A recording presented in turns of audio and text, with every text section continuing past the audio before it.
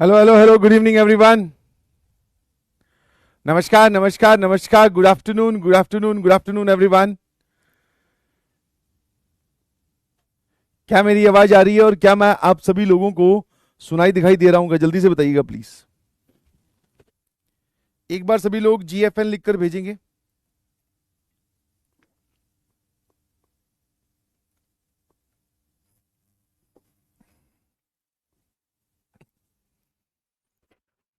एक बार सभी लोग GFN लिखकर भेजेंगे।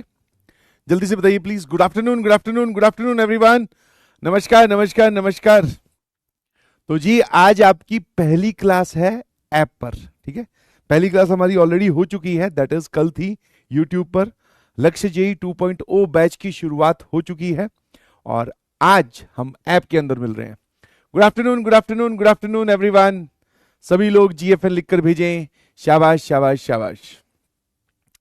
तो कैसे हैं आप सभी लोग?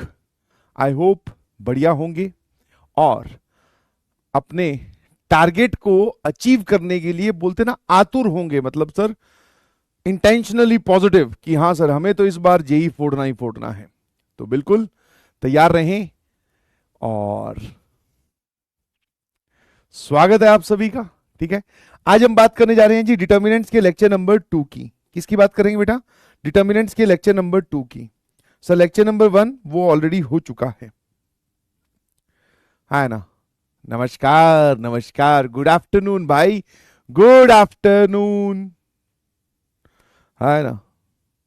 Good afternoon. थोड़ा सा पानी पी ली जाए।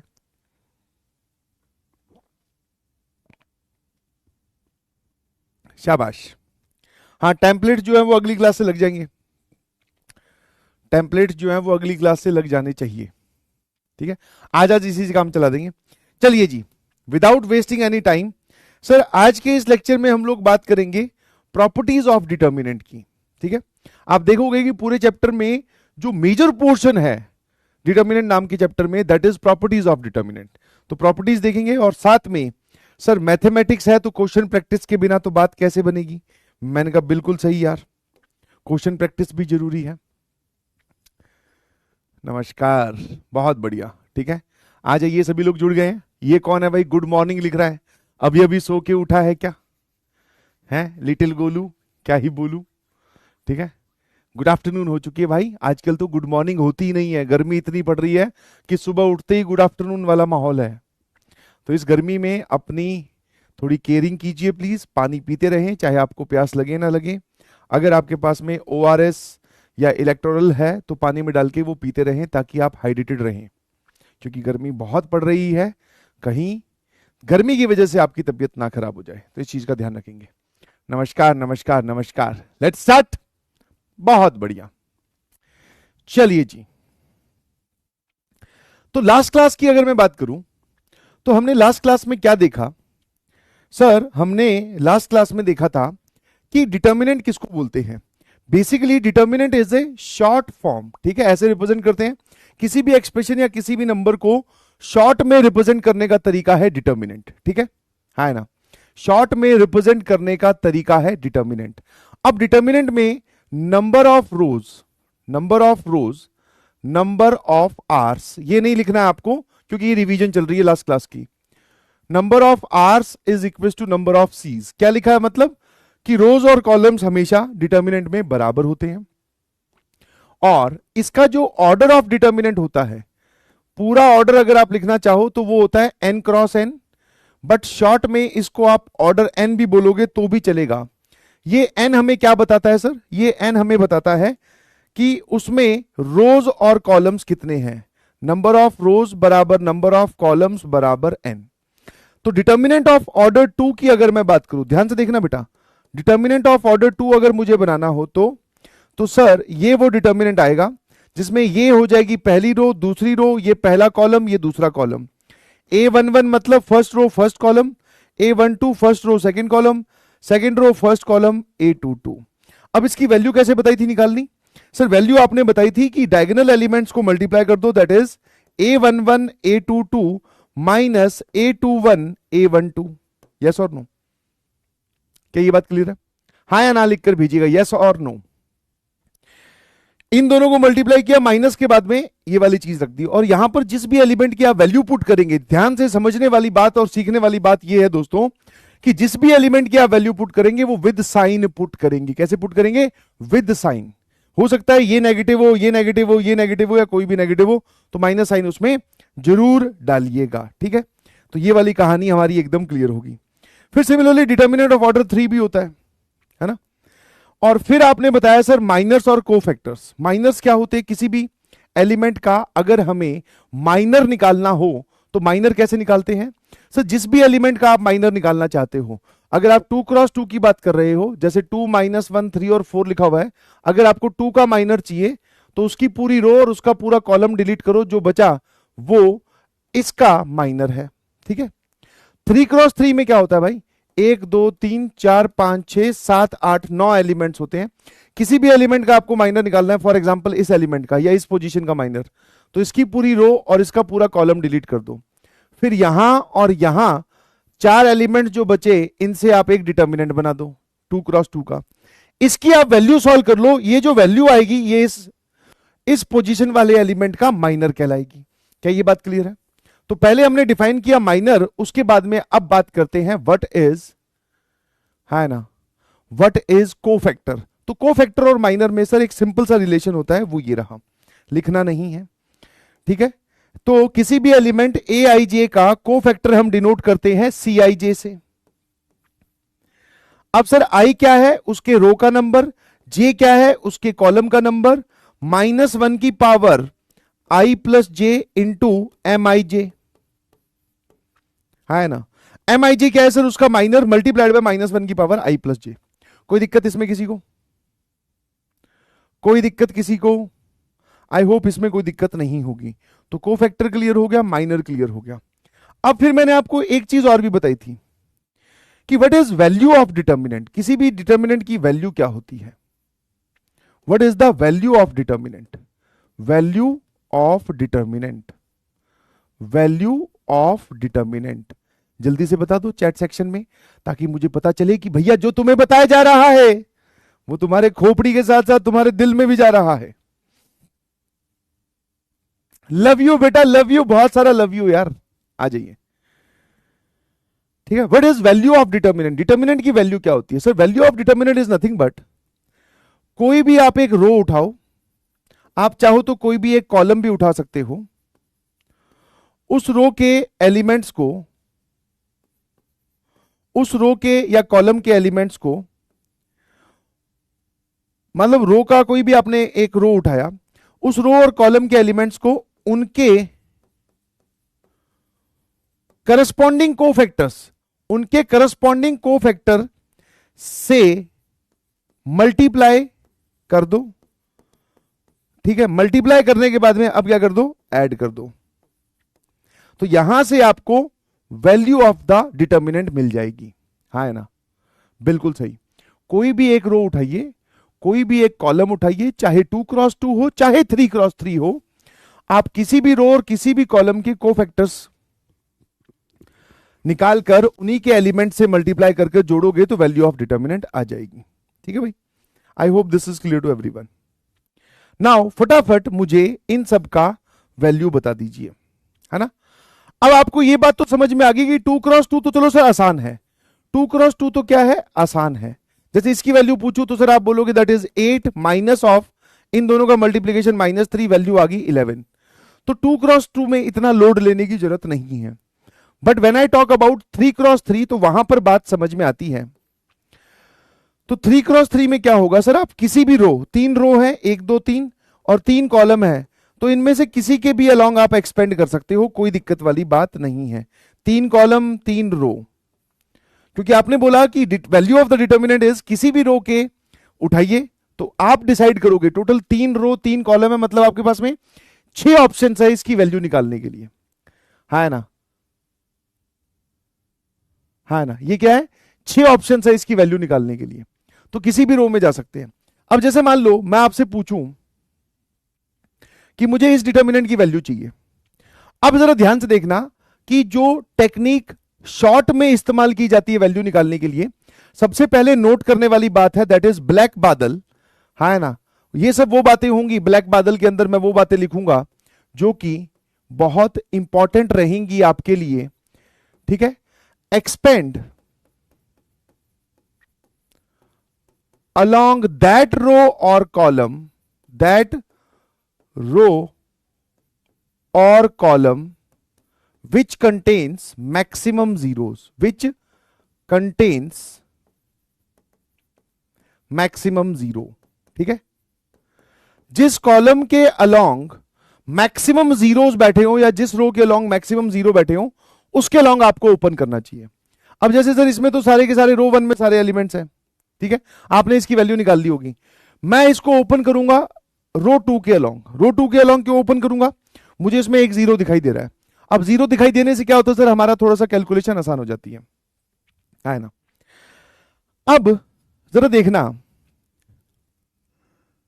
कि एक तरीका है कि आप इसके कोफैक्टर निकालो। ध्यान सुनना मेरी बात, इस रो के, मैं रो टू के निकाल रहा हूं। हो सकता है कोई बच्चा बोले सर मैं तो रो टू नहीं, मैं तो कॉलम टू के लॉन्ग निकालूंगा, मैं तो कॉलम थ्री के लॉन्ग निकालूंगा, उसमें भी एक जीरो है, मैं रो थ्री के लॉन्ग निकालूंगा, उसमें भी एक जीरो है। वो आपकी कॉल है, ठीक है, आंसर सेम आएगा। तो मैंने क्या किया, ये रहा रो टू का पहला एलिमेंट मल्टीप्लाइड बाय इसका कोफैक्टर। अब कोफैक्टर में सर एक साइन आएगा, ये कौन सी पोजीशन है सर, ये वाली जो पोजीशन है आप इसको बोल सकते हो दिस पोजीशन इज A21। तो यहां पर एक माइनस साइन आया, क्यों, क्योंकि -1 की पावर i प्लस जे, और इसका कॉलम और इसका रो डिलीट किया। उसके बाद में हमारे पास में एक डिटर्मिनेंट बच गया, कौन सा, 1 -3 1 0। अब देखो इसको निकालने की जरूरत है ही नहीं, बिकॉज ये भी जो भी वैल्यू आएगी वो जीरो से मल्टीप्लाई होगी। प्लस यहां चलते हैं अगले वाले में, 1 को उसके कोफैक्टर से मल्टीप्लाई करना है। कोफैक्टर क्या होता है जी, कोफैक्टर में सर माइनर भी आता है, पहले माइनर लिखो 1 का। तो सर 2 - 3 एक डिटर्मिनेंट आएगा, 2 - 3 2 और 0 का डिटर्मिनेंट, बट यहां पर आएगा प्लस साइन, क्यों, क्योंकि सर ये कौन सी पोजीशन है, A22 second row second column. तो -1 की पावर ये वाला जो फैक्टर होता है 2 + 2, तो ये तो +1 हो जाएगा, तो वही तो प्लस साइन है ना। अब अगले पे आ जाओ, दैट इज लास्ट वाला, 1 मल्टीप्लाइड बाय इस एलिमेंट का पहले माइनर बताओ। तो इसकी रो और इसका कॉलम डिलीट किया, क्या बचा, 2 1 2 1, ठीक है। अब ये कौन सी पोजीशन है सर, ये पोजीशन है A23 second row third column. तो -1 की पावर 2 + 3 दैट इज -1, तो ये वाली चीज, इतना माइनर, इस साइन को इंक्लूड किया कोफैक्टर, और ये रहा एलिमेंट। ये वैल्यू मैंने किसके अलोंग एक्सपेंड की है सर, ये रो टू के अलोंग। वैल्यू बताइएगा प्लीज सर, ये वाला पूरा का पूरा पार्ट जीरो हो जाएगा, क्यों, क्योंकि जीरो से मल्टीप्लाई कर रहे हो। सर ये वाली वैल्यू आ जाएगी 1 × दिस इज 0 माइनस ऑफ -6, और दिस इज -1 × 2 - 2। तो फाइनल वैल्यू हमारे पास में आ गई बेटा +6। कितने लोगों का आंसर मैच कर गया भाई, कि इस पूरे की वैल्यू +6 है ना। पहले वाले की वैल्यू कितनी है, +6। अब दूसरे वाले के लिए मैं क्या करूंगा, मैं इस रो के अलोंग ओपन करूंगा। इसमें मैंने रो 2 के अलोंग ओपन किया था, इसमें मैं रो 3 के अलोंग ओपन क्यों करूंगा, क्योंकि मैक्सिमम जीरोस मुझे वहां बैठे हुए दिख रहे हैं। जीरो से मेरे पास फायदा ये होता है कि मुझे ये वाला पार्ट कैलकुलेट करने की जरूरत नहीं है ना। अब जरा देखना, तो मैं इसकी वैल्यू निकाल रहा हूं अलोंग रो 3, ठीक है जी। तो ये वाला जो एलिमेंट है 2 मल्टीप्लाइड बाय इसका कोफैक्टर, ठीक है सर। इसके रो और इसके कॉलम डिलीट कर दिए, इसके रो और इसके कॉलम डिलीट किए, तो पीछे क्या बचेगा सर, यहां बचेगा 9, यहां बचेगा 33, यहां बचेगा 1, यहां बचेगा 3, और आगे साइन आएगा प्लस। प्लस साइन क्यों आएगा, क्योंकि इसकी पोजीशन देखो, इसकी पोजीशन है A31 third row first column. तो -1 की पावर 3 + 1 मतलब -1 की पावर +4। तो सर ये वाली वैल्यू तो +1 आ जाएगी। आगे किसी को भी लिखने की जरूरत नहीं है, क्यों, क्योंकि 0 को इसके कोफैक्टर से मल्टीप्लाई करोगे, 0 के इसको कोफैक्टर से मल्टीप्लाई करोगे, आंसर 0 ही आएगा। अब जरा ध्यान से देखना, ये कितना आ गया सर, ये आ जाएगा 27 - 33। सर ये आ गया माइनस कितना, 27 और ये -6, तो सर ये वाली पूरी वैल्यू आ गई -12। इस पूरे डिटर्मिनेंट की वैल्यू आएगी -12, है ना। -12 इज द करेक्ट आंसर, ठीक है भाई। अब आ जाओ लास्ट वाले में। तो लास्ट वाले में आपको दिख रहा है मैक्सिमम जीरोस कॉलम 3 के अलोंग है, तो मैं इसकी वैल्यू निकालूंगा अलोंग C3, किसके अलॉन्ग निकालूंगा बेटा? C3 के अलॉन्ग निकालूंगा, और इस पूरे की वैल्यू हो जाएगी 0, क्योंकि 0 मल्टीप्लाइड बाय उसका कोफैक्टर 0, 0 मल्टीप्लाइड बाय उसका कोफैक्टर 0, 0 मल्टीप्लाइड बाय उसका कोफैक्टर 0। अब आपको अगर डाउट है कि सर मैं तो इसके अलॉन्ग वैल्यू निकालना चाहता हूं, निकाल के देखिए, कैलकुलेशन थोड़ी होगी, बट आंसर 0 ही आएगा। तो यहां से सीखने वाली बात क्या है, मुझे जल्दी से बता दो कि सर हम उस रो या उस कॉलम के अलॉन्ग एक्सपेंड करते हैं जिसमें मैक्सिमम जीरोस बैठे हों। ठीक है, उस रो और उस कॉलम के अलॉन्ग एक्सपेंड करते हैं जिसमें मैक्सिमम जीरोस बैठे हों। ठीक है, अब थोड़ी सी फास्ट कैलकुलेशन के लिए इस चीज को याद रखिएगा प्लीज। रिमेंबर एज रिजल्ट कि मान लो आपके पास में एक 3x3 का डिटर्मिनेंट है, यहां लिखा हुआ है -2, यहां लिखा हुआ है 1, यहां लिखा हुआ है 3, यहां लिखा हुआ है यहां लिखा हुआ है 4, यहां -1, यहां 0, यहां 2, यहां 1, यहां 5। इस डिटर्मिनेंट की वैल्यू मान लो मुझे निकालनी है, तो आप चाहो तो कॉलम 3 के अलॉन्ग जा सकते हो, चाहो तो कॉलम 2 के अलॉन्ग जा सकते हो, बट मैंने इसको रो 1 के अलॉन्ग ओपन करने की कोशिश की। अब रो 1 के अलॉन्ग ओपन कर रहे हैं तो ऊपर आएगा प्लस माइनस प्लस साइन। कितने लोग इस बात से एग्री करते हैं कि सर हमें पता चल गया कि ये प्लस माइनस प्लस आपने क्यों लगाया है? प्लस माइनस प्लस इसलिए लगाया बिकॉज इसकी पोजीशन बताओ कौन सी है? सर इसकी पोजीशन है A11, तो -1 की पावर 1 + 1 दैट इज 2, सॉरी -1 की पावर 1 + 1 दैट इज +1, मतलब प्लस साइन आ गया। ये पोजीशन कौन सी है सर? ये पोजीशन है A12, तो -1 की पावर 1 + 2 इज इक्वल टू -1, तो यहां माइनस साइन आ गया, इसके ऊपर ये वाला साइन आ गया। तो मतलब जब आप एक 3x3 वाले डिटर्मिनेंट को ओपन करते हो तो इस रो में ऐसे आता है प्लस माइनस प्लस, फिर यहां पर माइनस प्लस माइनस, और ये प्लस माइनस प्लस। सर ये कौन से साइन है? These are the signs of cofactors. ये किसके साइन लिखे हुए हैं? Signs of cofactors. क्या मेरी बात समझ में आती है?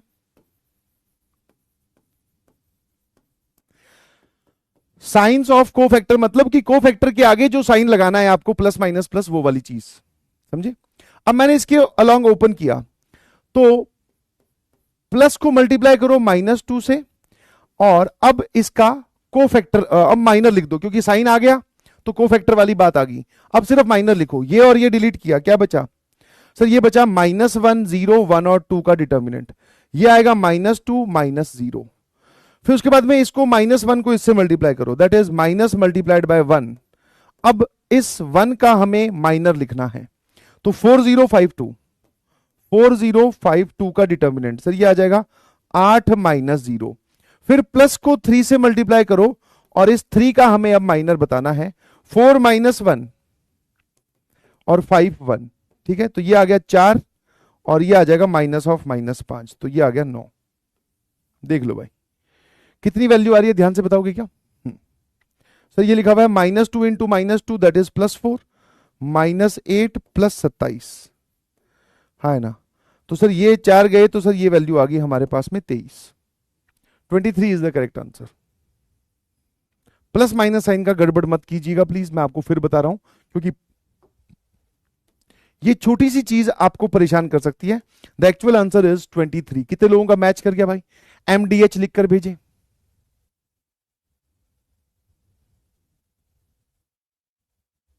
है ना, क्लियर है?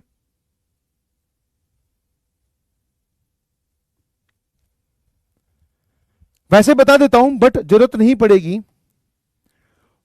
4x4 वाला डिटर्मिनेंट, अगर डिटर्मिनेंट 4x4 वाला हो तो तरीका वही है। कॉन्सेप्ट बता दिया, तरीका मतलब अभी भी वही है। मान लो यहां लिखा हुआ है 2, यहां लिखा हुआ है 1, यहां लिखा हुआ है -3, यहां लिखा हुआ है 0, यहां -1 2 5 -1 0 4 3 1 1 2 -7 और 5। जैसे ये एक 4x4 का डिटर्मिनेंट है, ठीक है? हाँ, क्योंकि ये आपको कभी देखने को मिलेगा नहीं, इसलिए ये प्रजाति जो है वो विलुप्ति है। बट फिर भी सर हमारे दिमाग में कोई डाउट ना रहे, इसलिए आप एक बार 4x4 वाला भी बता दीजिए, है ना? क्या करना है? लॉजिक वही सेम है। कोई भी एक रो या कोई भी एक कॉलम पकड़ो, कॉलम और रो डिसाइड कैसे करेंगे सर? जिसमें मैक्सिमम 0 हो। तो सर रो 1 में भी एक 0 है, रो 3 में भी एक 0 है, कॉलम 1 में भी एक 0 है, कॉलम 4 में भी एक 0 है। किसी के अलॉन्ग भी चले जाओ, मैं वापस से किसके अलोंग जा रहा हूं, रो 1 के अलोंग। ठीक है, अब आपको क्या करना है, पहले साइन डिसाइड कर लेते हैं। ठीक है, साइन चलो बाद में। सर ये 2 एक एलिमेंट है, फिर +1 एक एलिमेंट है, इसके साथ इसका माइनर आएगा, इसके साथ इसका माइनर आएगा, सॉरी कोफैक्टर आएगा, फिर -3 के साथ इसका कोफैक्टर आएगा, और फिर 0 के साथ तो आप चाहे कुछ भी लिख दो, आएगा तो कोफैक्टर, बट कुछ भी लिख दो वैल्यू नल हो जाएगी। ठीक है, काम करने का तरीका वही है। मैंने रो 1 के एलिमेंट्स को उठाया, ध्यान सुनना बेटा, 4 क्रॉस 4 की बात कर रहा हूं। ठीक है, 4 क्रॉस 4 के लिए मैं रो 1 के लॉन्ग ओपन कर रहा हूं। 2 1 -3 और 2 1 -3 और 0 इसके एलिमेंट्स हैं, 2 1 -3 और 0 इसके एलिमेंट्स हैं। ये जो ब्रैकेट मैंने बनाकर रखे हैं, इसमें मैं क्या डालने वाला हूं, इनका कोफैक्टर। ठीक है, अब कोफैक्टर कैसे निकालते हैं, सोचिएगा ध्यान से। सर अगर आप 2 का कोफैक्टर निकाल रहे हो तो 2 की पूरी रो और पूरा कॉलम डिलीट कर दो। पूरी रो और पूरा कॉलम डिलीट करने के बाद में अब की बार 4 एलिमेंट्स नहीं बच रहे, अब की बार 9 एलिमेंट्स बच रहे हैं, जिनका डिटर्मिनेंट आपको यहां लिखना पड़ेगा। सर वो आ जाएगा 2 5 -1 4 3 1 2 -7 5। अब मैंने कहा इसकी पोजीशन कौन सी है, बिकॉज ये तो सिर्फ आपने माइनर लिखा है, कोफैक्टर के आगे एक साइन भी आता है, तो सर इसकी पोजीशन है A11, तो यहां आएगा प्लस साइन। ठीक है, हाँ है ना, तो मेरे ख्याल से क्लियर है, बोलो भाई। हाँ, ऑपरेट करने का तरीका एकदम वही है। ठीक है,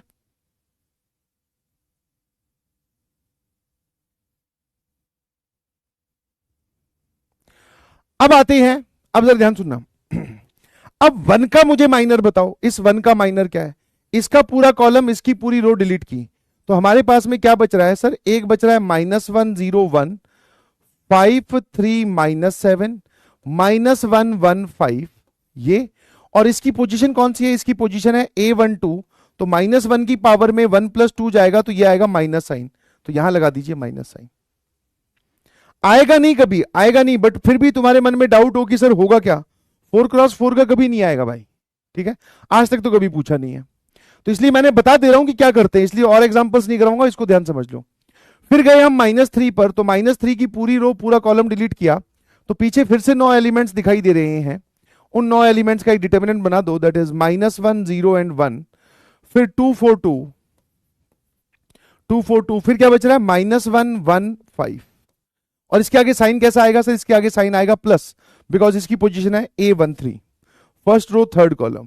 ठीक है, और लास्ट वाले में तो वैसे चाहे कुछ मत लिखो, बट फिर भी 0 का अगर मैं माइनर की बात करता हूं, तो इसका रो और कॉलम उड़ाया, तो -1 2 5, फिर 0 4 3 और 1 2 -7, और इसके आगे साइन आएगा माइनस।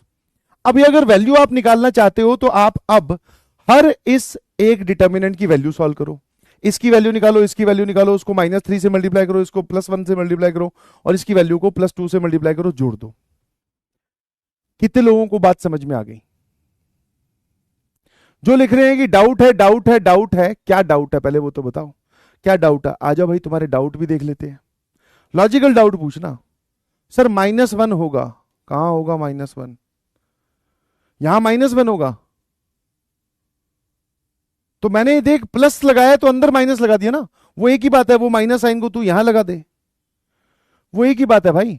मैंने एलिमेंट के साथ कोफैक्टर, एलिमेंट के साथ कोफैक्टर, आप गलत देख रहे हैं बेटा, ये एलिमेंट है +1, इसका कोफैक्टर है माइनस वाला। ठीक है, तो आपको अगर ये लग रहा है ना कि माइनस, तो ये माइनस यहां से उठाकर यहां लगा दे मल्टीप्लीकेशन में, उसमें कौन सी बड़ी बात है। इतने डाउट छोटे छोटे, चलो कोई नहीं, हर डाउट का अपना एक रोल होता है। आई होप आप समझ गए। सर मेरे पास लक्ष्य जेई के नोट्स हैं, क्या इसके नोट्स छोड़कर क्लास पे ज्यादा कंसंट्रेट कर सकता हूं कि नहीं? ये सब बातें इररिलेवेंट है भाई, जहां से आप पढ़ रहे हो वहां से आपको नोट्स बनाने चाहिए। हाँ, आपके पास अगर कुछ नोट्स हैं तो कोई बात नहीं, फिर आप सवालों पे ध्यान दो। कोई नई बात तुझे लगे कि यार ये वाली बात मेरे नोट्स में नहीं लिखी हुई, तो वो लिख लेना। ठीक है, आपका लिखने का तरीका एकदम धाकड़ है, ये डाउट नहीं है बेटा। सर टेल अगेन, अगेन आपको रिकॉर्डेड लेक्चर जैसे ही ये क्लास खत्म होगी उसमें मिल जाएगा, तब देख लेना। क्या बात नहीं समझ में आई, वो स्टेप वो बात पर्टिकुलरली पूछोगे तो आपको सटीक जवाब मिलेगा। अगर आपका डाउट ऐसा हुआ, मैं डे 1 पे ही क्लियर कर देता हूं भाई, ज्यादा एक्सपेक्टेशन पाल के मत रखना।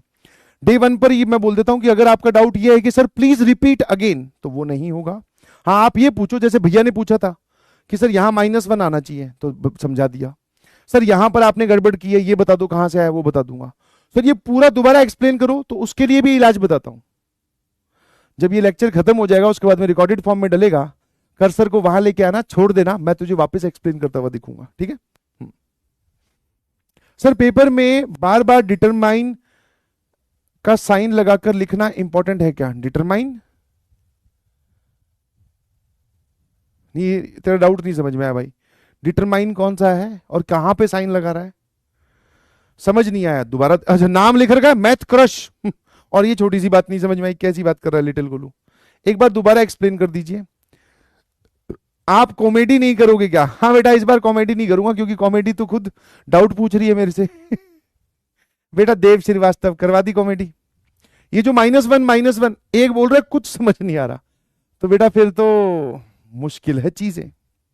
हाँ एक बार फटाफट बताइएगा प्लीज कि सबको समझ में आया कि 4x4 डिटर्मिनेंट की वैल्यू कैसे निकालते हैं। 4x4 is not a matter of concern, 3x3 पे आप ध्यान दीजिए प्लीज, ठीक है। हाँ है ना, आ जाइए। जैसे स्टार्ट करते हैं 1983 का बहुत ही सिंपल सा सवाल, फटाफट इस सवाल का जवाब आप देंगे। इसमें तो क्यूबिक बनेगी, लपेटे जाओगे, रुक जाओ पहले इस पे चलो, उस पे अभी आता हूं, ठीक है। फटाफट ये वाला सवाल पे ध्यान दीजिए, इस वैल्यू को बस आपको सॉल्व करना है। ये वाली वैल्यू आपको सॉल्व करनी है, फटाफट शुरू हो जाओ। एक पोल दे रहा हूं, सिंगल करेक्ट का सवाल है, जैसे ही आपका आंसर आ जाए आप अपना ऑप्शन मार्क कर दीजिएगा प्लीज। इंडिपेंडेंट ऑफ का मतलब होता है कि इसकी जब हम वैल्यू निकालते हैं तो उसमें आपको कौन नहीं दिखाई देगा, एक्स नहीं दिखाई देगा कि थीटा नहीं दिखाई देगा, ठीक है। हाँ जल्दी से देखिए प्लीज।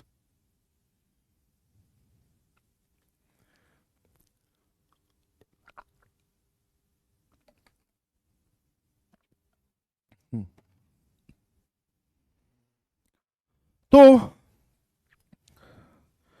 आपको शायद पता होगा ना, एक फेयर नोटबुक एफएनबी और एक रफ नोटबुक। सवाल आपके सामने आया, अगर आप फेयर नोटबुक में जा रहे हो बिल्कुल गलत, एरर 404, ना बेटा ना, ऐसे नहीं करना। आपको रफ नोटबुक में जाना और इसको सॉल्व करना है। कहीं पर भी कुछ गलती होगी तो आपकी गलती वो क्लियर हो जाए। जैसे आप एक बार सॉल्व कर लो, उसके बाद में फिर नोट कर लेना, कोई दिक्कत नहीं है। चलिए सर डिटर्मिनेंट दे रखा है एक्स साइन थीटा और यहां दे रखा है cos theta. Sir -sin θ -x1 cos θ 1 और यहां x, s थीटा लिखा है, कॉस मतलब s थीटा का मतलब sin थीटा, c थीटा का मतलब cos थीटा। किसके अलोंग ओपन करें सर? किसी के भी अलोंग ओपन कर लो। तो मैं तो रो 1 के अलोंग ओपन कर रहा हूं, टोटल 6 ऑप्शंस हैं, तो आप किसी के भी अलोंग ओपन कर सकते हो। सर यहां आएगा प्लस साइन, यहां आएगा माइनस साइन, यहां आएगा plus sign, plus x multiplied by इसका माइनर, ठीक है, दैट इज माइनस, ध्यान से देखना गलती मत करना, ये बचेगा -x1 1x, तो ये आ जाएगा -x² -1। फिर माइनस को मल्टीप्लाई करो साइन थीटा से, माइनस को मल्टीप्लाई कीजिए साइन थीटा से। अब अगर मैं साइन थीटा के माइनर की बात करूं तो क्या क्या बच रहा है सर? माइनस साइन थीटा, हे भगवान ये क्या हो गया, कहां गया, आजा बेटा, minus sine theta 1 cos theta x, ठीक है बेटा। देखो ये वाली 4 चीजें बची। अब इसको सॉल्व करो सर, ये कितना आ जाएगा? ये आ जाएगा -x साइन थीटा, माइनस के बाद में ये लिखना है आपको कॉस थीटा। यहां तक क्लियर है? देखते रहना। फिर उसके बाद में आप बोल सकते हैं, उसके बाद में आप बोल सकते हैं कि प्लस कॉस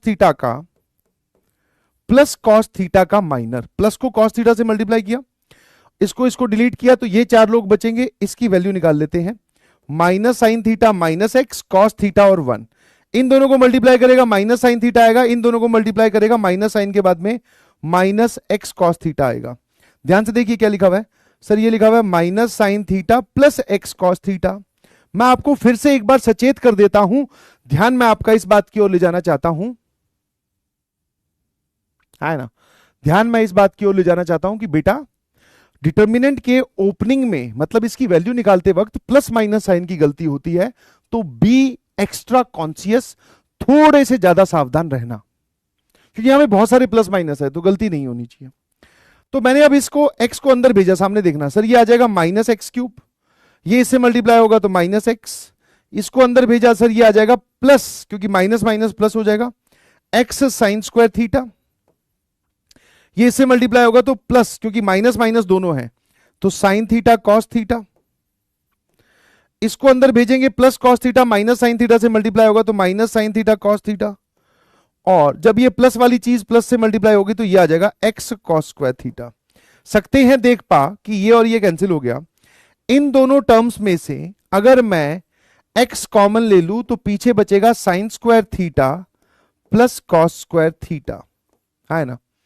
और यहां लिखा हुआ है minus x cube minus x और ये प्लस साइन। अब हमें इतनी ट्रिग्नोमेट्री तो आती ही है कि sine square theta plus cos square theta is 1। तो सर फाइनली हमारे पास में जवाब कितना आया, minus x cube minus x plus x. तो basically this is minus x cube. उस पूरे डिटर्मिनेंट की वैल्यू आ गई माइनस एक्स क्यूब, है ना। पूरे डिटर्मिनेंट की वैल्यू आ गई माइनस एक्स क्यूब। सवाल क्या पूछा है, एक बार लैंग्वेज पे ध्यान देंगे। उसने बोला है कि ये किससे इंडिपेंडेंट है, इंडिपेंडेंट ऑफ एक्स या फिर थीटा। तो जो जवाब आया सर उसमें मुझे थीटा दिख ही नहीं रहा है, जो जवाब आया मुझे उसमें थीटा दिख ही नहीं रहा है। तो करेक्ट आंसर होगा option B, Bombay is the correct answer, है ना। Option B is the correct answer. क्या बोलती है पब्लिक? क्यों? क्योंकि इसमें थीटा कहीं है ही नहीं, थीटा था वो तो गायब हो गया, है ना। क्लियर है? एसएमजे लिखकर भेजे। अब देख लेते हैं भाई कितने लोगों का जवाब बी है। 60% लगभग जनता पहुंच गई है, वेरी गुड, शाबाश।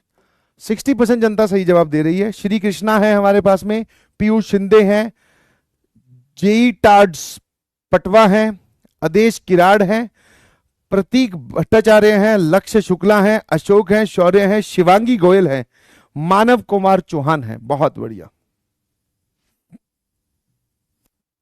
पहले अब ये वाला सवाल सॉल्व करते हैं।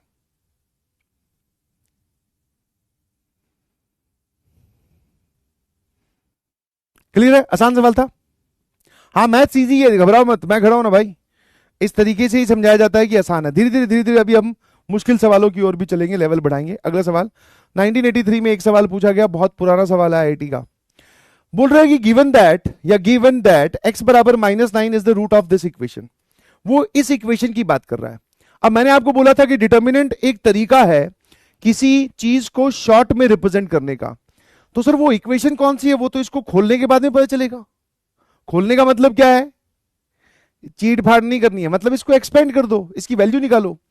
तो इसका एक रूट x बराबर -9 है, then other roots are a and b, find the value of a into B. ठीक है, सही है। तो मैंने क्या किया, इस डिटर्मिनेंट को ओपन किया, ध्यान से देखना। x37 2x2 और 7 6x, ठीक है भाई, ये हमें इक्वेशन दे रखी है। अब इसमें कहीं पे मुझे जीरो तो दिख नहीं रहा, तो जब जीरो नहीं दिख रहा तो मैं फर्स्ट रो के अलॉन्ग ही ओपन कर लेता हूं। काहे ज्यादा अपना दिमाग लगाएं, है ना। फर्स्ट रो के अलॉन्ग ओपन कर रहे हो तो प्लस माइनस प्लस आएगा, है ना।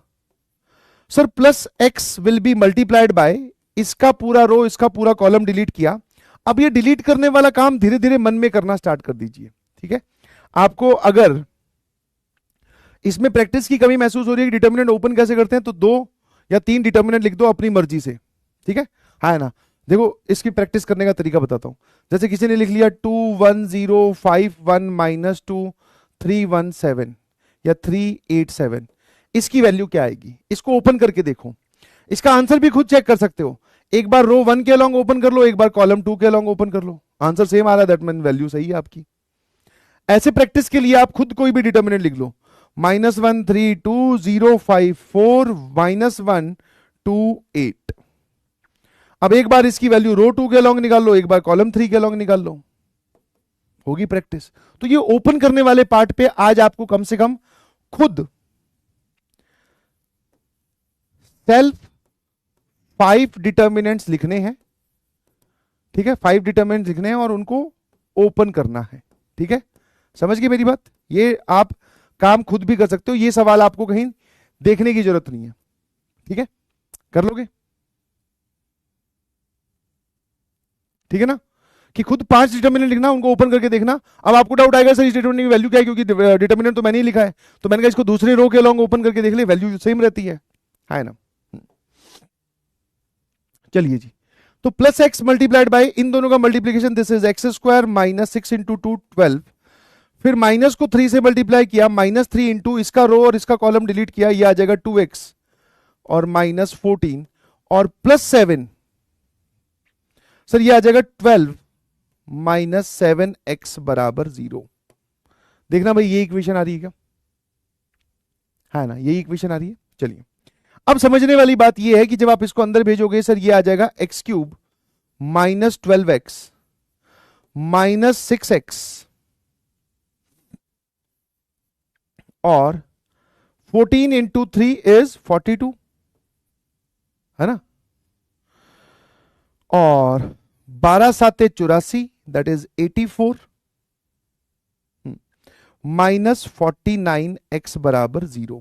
चलिए अब क्या करना है सर, तो x³, उसके बाद में सर x वाली टर्म देखो, ये और ये दोनों x की टर्म है, तो ये 12 और 6 18x हो जाएगा।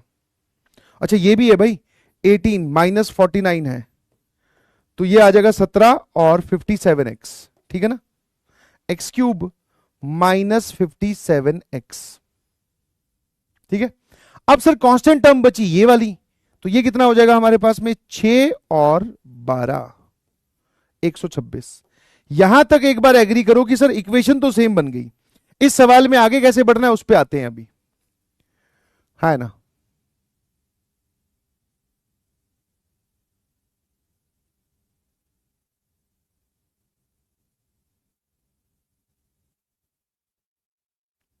क्या है 67,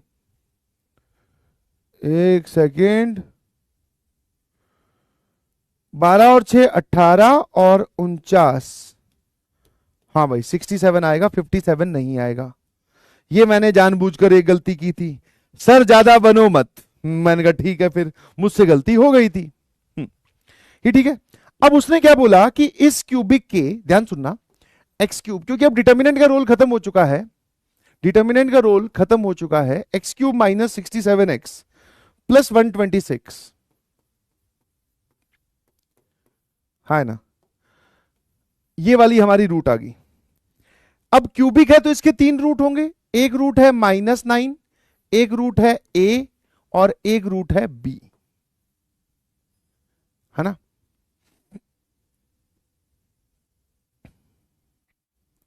यही बोला उसने कि इस क्यूबिक का एक रूट -9 है, दूसरा रूट a है, तीसरा रूट b है, तो a इंटू बी बताओ। अब जरा देखना, सामने बैठी थी, बिल्कुल सामने, उसने बोला, सुनीता ने हैंड रेज किया और बोला कि सर इसका जवाब मैं निकाल सकती हूं। मैंने कहा कैसे बेटा, मैंने कहा कैसे, बोलेगी सर x बराबर -9 इज ए रूट। मैं कहा यस, 9 को इधर लेके गए तो मतलब x + 9 बराबर 0 इज ए फैक्टर। तो सर हम इसको पॉलिनोमियल डिवीजन वाला कर लेते हैं। मैंने कहा वाह यार,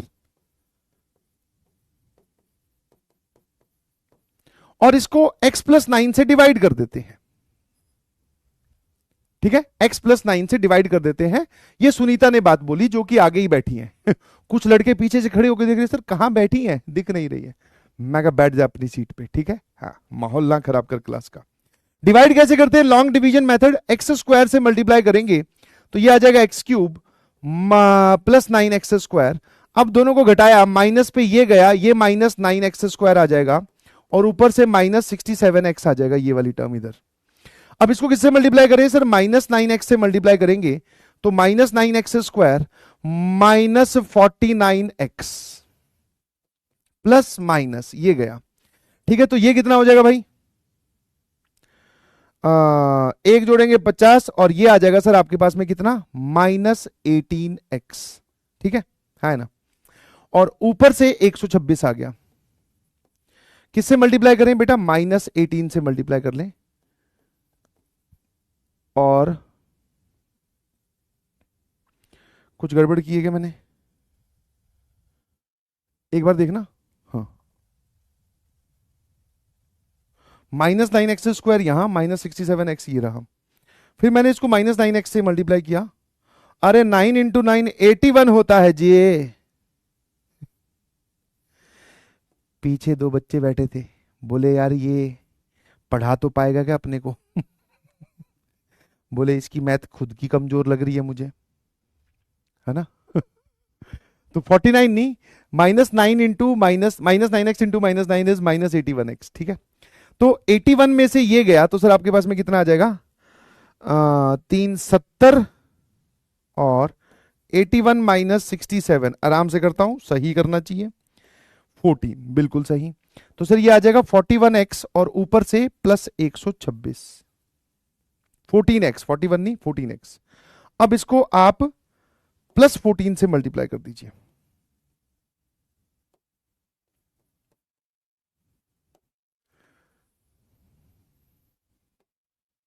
थोड़ी जगह बना लेते हैं, टेक्नोलॉजिया, है ना। तो अब पूरा सुन लो एकदम, सुनीता की बात पूरी सुनो भाई, मेरी बात सुनो ना सुनो, सुनीता की सुननी जरूरी है। तो इसको हम जब 14 को इससे मल्टीप्लाई करेंगे, 14 इंटू 9 36, 9 और 3 12, बिल्कुल सही, 126। फैक्टर से डिवाइड भी कर रहे हो तो रिमाइंडर 0 भी आना चाहिए। तो सुनीता ने बोला कि सर इस क्यूबिक को हम ऐसे लिख लेते हैं, एक फैक्टर आ गया x+9 और दूसरा हमारे पास में फैक्टर आ गया x² - 9x + 14 बराबर 0। अब ये वाली जो क्वाड्रेटिक बची, अभी तक सुनीता ही बोल रही है, ध्यान रखना, इसके दो रूट्स हैं, एक a और एक b। Product of the roots पूछ रहा है, दैट इज c/a आ गया, है ना।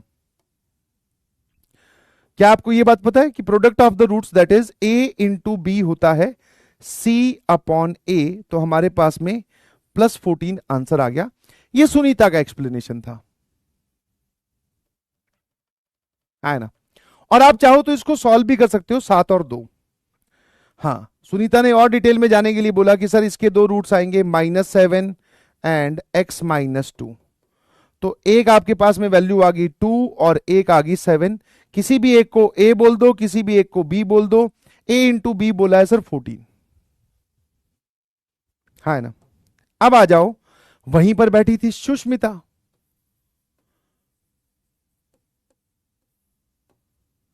सुष्मिता ने बोला, ये पूरा एक्सप्लेनेशन देख के बोले कि सर थोड़ा गड़बड़ है। मैंने कहा क्या गड़बड़ है भाई ये बताओ। मैं कहा क्या गड़बड़ है? सर बहुत टाइम लगा दिया आपने तो। मैं कहा हाँ, ये तो मैंने कहा सुनीता ने बोला था। बोले कि सर इधर देखो ध्यान से, क्योंकि सुष्मिता जो पॉइंट यूज करना चाह रही है वो कक्षा 11वीं का पॉइंट है, थ्योरी ऑफ इक्वेशन का। तो मैंने आपसे प्रॉमिस किया था कि जो भी कक्षा 11वीं का पॉइंट आएगा मैं आपको पहले उसको एक्सप्लेन करके दिखाऊंगा, ठीक है ना। तो नोट करके लिख लीजिए प्लीज, कक्षा 11th का पॉइंट है।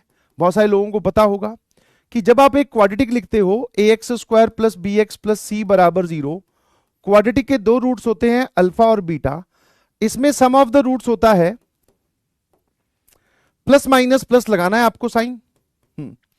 तो सम ऑफ द रूट्स में minus into B upon coefficient of x², और प्रोडक्ट ऑफ द रूट्स होता है सर हमारे पास में +c upon coefficient of x²। ये तो है क्वाड्रेटिक की कहानी।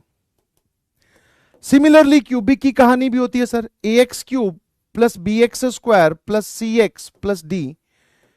अगर क्यूबिक है तो ऑब्वियसली इसके कितने रूट्स होंगे? 3 रूट्स होंगे, अल्फा बीटा गामा। यहां पर एक आता है जी sum of the roots, alpha beta plus gamma. फिर एक आता है प्रोडक्ट ऑफ द रूट्स, दो का मल्टीप्लीकेशन, है ना, alpha beta, alpha gamma, beta gamma. और फिर आता है सर तीनों का मल्टीप्लीकेशन, है ना। इसकी जवाब लिखने के लिए वापस से आप सारी टर्म्स लिखने के बाद में प्लस माइनस लगाओ। पहले वाली टर्म को छोड़ दो, सम ऑफ द रूट जो होगा that is -b upon coefficient of x की सबसे बड़ी power that is x³ -b upon a + c upon a और -d अपॉन a। तो जो x की सबसे बड़ी पावर है उसका कोफिशिएंट तो डिनोमिनेटर में लिखा जाता है और अल्टरनेट प्लस माइनस साइन के साथ आगे वाले कोफिशिएंट्स लिखे जाते हैं। तो ये थ्योरी ऑफ इक्वेशन की कहानी है। सुष्मिता जी ने इसी चीज का प्रयोग किया। उन्होंने बोला कि सर ये इक्वेशन और गलती ना हो जाए इसलिए उन्होंने पूरा ऐसा लिखा। इनफैक्ट वहां पर x² की टर्म है नहीं, इसलिए उसने 0x² लिख दिया। -67x प्लस 126 बराबर 0। प्लस माइनस प्लस माइनस, इसके 3 रूट्स हैं सर, कौन कौन? -9 a एंड b। उसने मल्टीप्लीकेशन पूछा है तो हम प्रोडक्ट ऑफ द रूट्स पे जाएंगे। तीनों का मल्टीप्लीकेशन वो आता है सर ये वाला, this into -126 upon x cube का coefficient that is 1। Minus minus cancel, इसको इससे कैंसिल करोगे सर ये आ जाएगा 1 और 9 4 जा 36, ए बी बराबर 14। सुष्मिता रॉक्ड, सुनीता शॉक्ड, है ना। ए इंटू बी की वैल्यू 14 वहां से भी आ रही है। अब बताइए कौन सा मेथड ठीक है, टाइम सेविंग कौन सा मेथड है? तो ऑब्वियसली सर सुष्मिता वाला मेथड टाइम सेविंग है। ऐसा नहीं है कि सुनीता वाला मेथड काम का नहीं है, दैट इज ऑल्सो, है ना, दैट इज ऑल्सो इंपॉर्टेंट। आपको यहां पे डिवीजन आनी चाहिए, फिर product of the roots, roots निकालने आनी चाहिए। बट यस, ये सर थोड़ा इफेक्टिव है ना। कैसा लगा? सेकंड वाला, ठीक है। तो अवर आंसर इज 14। यहां तक रोल प्ले था किसका? डिटर्मिनेंट का। ओपन करने के बाद में इक्वेशन बन रही थी, उसके बाद में इक्वेशन से बात चलेगी कहां पर? सीधा थ्योरी ऑफ इक्वेशन, जो कि क्वाड्रेटिक में पढ़ाई जाती है। बट फिर भी मैंने आपको बता दिया है, आपको सिर्फ आगे के लिए ये वाली चीज ध्यान रखनी है। कक्षा 11वीं का एक पॉइंट हो गया कि क्यूबिक के लिए और क्वाड्रेटिक के लिए sum of the roots, product of the roots, ये कैसे लिखते हैं, है ना। चलिए चलिए इस सवाल का जवाब दीजिए। 1981 का जब सवाल है, बहुत ही बेसिक कॉन्सेप्ट पे बेस्ड सवाल है। वाओ, यस, जीजेबी। अरे तुम लोग ये कहां से सीखे भाई? जीजेबी ये सब शॉर्ट फॉर्म तुम्हें कैसे पता है ना। ये तो मैं यूज करता हूं गजब जब लिखना होता है। तुम लोग कहां से मतलब जान ले रहे हो? अभी तो बताया नहीं इस बैच में कुछ भी। एक लिख रहे सुनीता आई लव यू, और उसका नाम पता क्या है? यूनिवर्सल भाई बना हुआ है, रॉकी भाई, नाम में ही भाई है। तो शायद तुझे एक बात समझ में आए है। ये हटा ले भाई। हाँ, अकेला रॉकी तो ठीक नहीं लगेगा।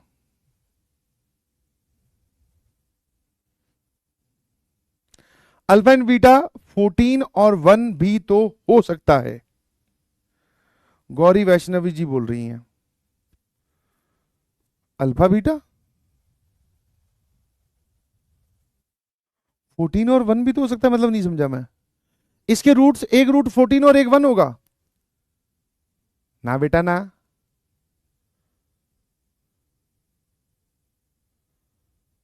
ना ना ना ना ना ना,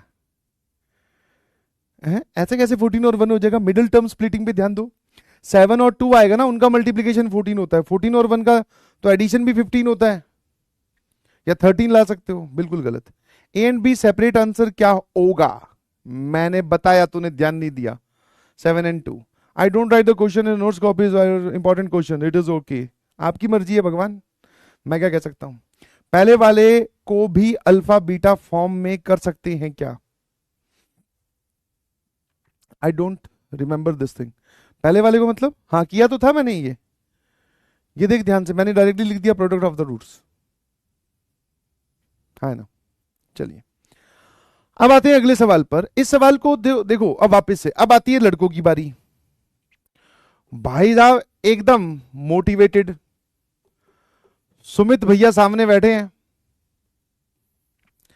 और मोटिवेटेड थोड़े ज्यादा हैं। और इंसान जब मोटिवेटेड थोड़ा ज्यादा होता है ना, तो वो क्या है, चीजों को डिफरेंशिएट करनी थोड़ी सी भूल जाता है। तो सुमित भैया ने बोला कि सर इसको हम जब ओपन करेंगे पूरे को, और ओपन करने के बाद में बिछा के लिख देंगे, तो ये सब चीजें आएंगी। वो आपसे पूछ रहा है द वैल्यू ऑफ टी, मतलब वो बिना लैम्डा वाली टर्म पूछ रहा है, मतलब कांस्टेंट टर्म पूछ रहा है। तो सुमित भैया ने कौन सा मेथड लगा लिया सर? लॉन्ग ड्राइव वाला मेथड, हाँ है ना। बोले सर ऐसे लग रहा है जैसे कोई काम है नहीं, बाहर घूमने निकले हैं, तो यही कर लेते हैं, इसको ओपन कर लेते हैं।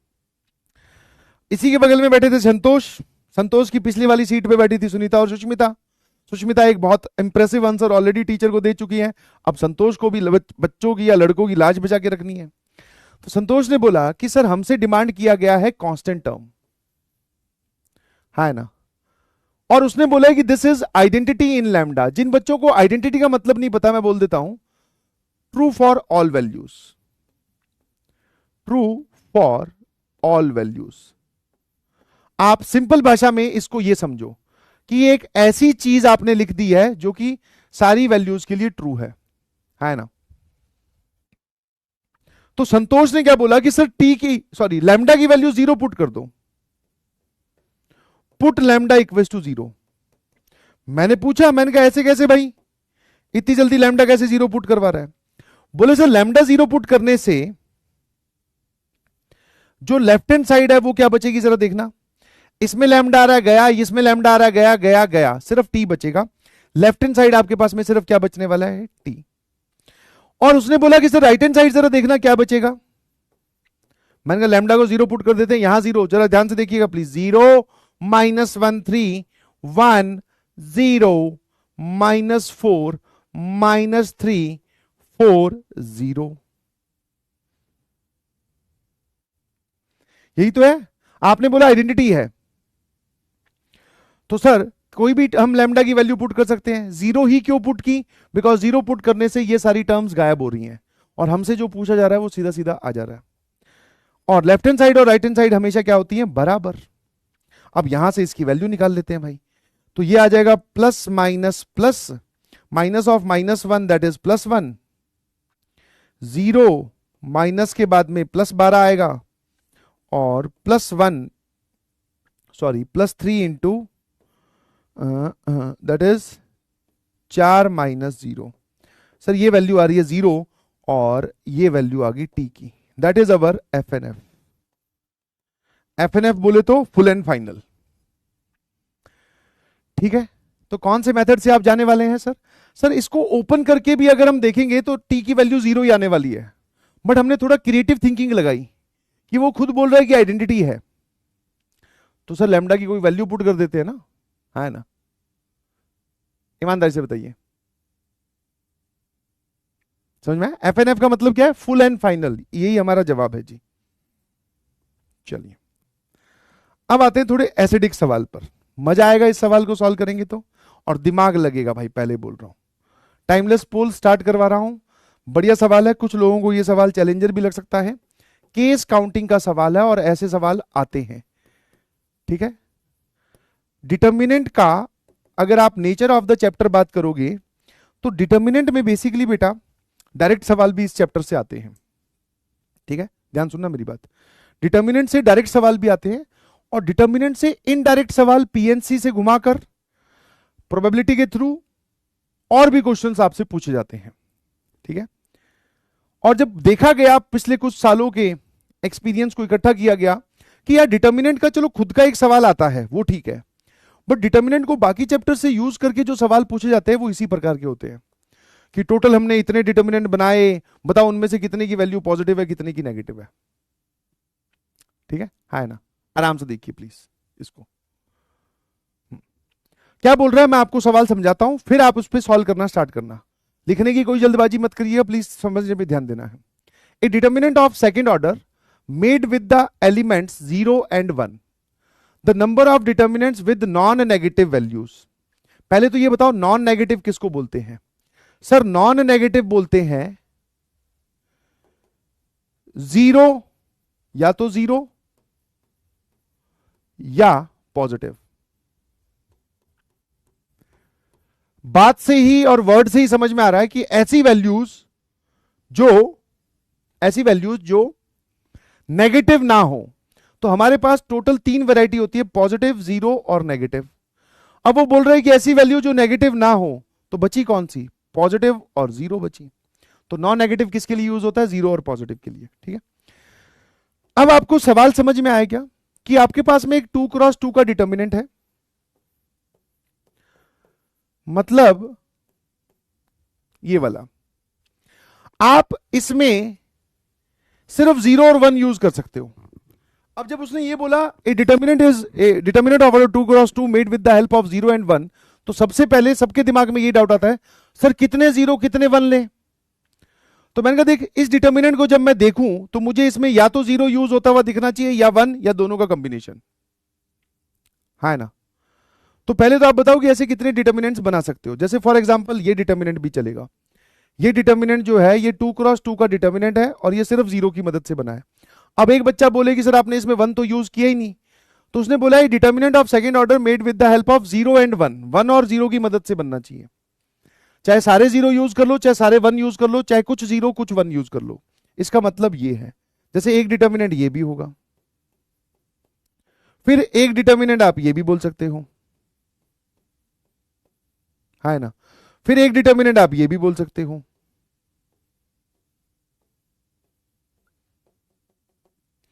ऐसे पहले मुझे बताओ टोटल डिटर्मिनेंट्स कितने होंगे, टोटल, है ना, टोटल डिटर्मिनेंट्स कितने होंगे पहले ये बताइए।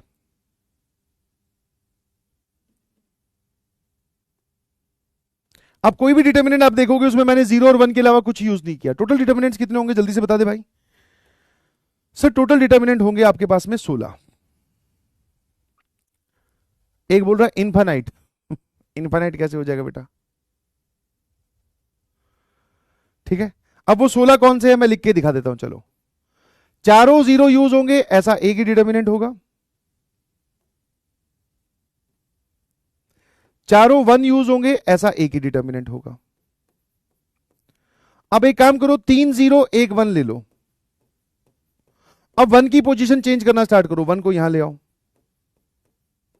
फिर वन को ऊपर ले जाओ और फिर वन को इधर ले आओ। इसमें 3 जीरो और 1 वन इस्तेमाल हो रहा है। अब 2 जीरो 2 वन वाली बात कर लेते हैं।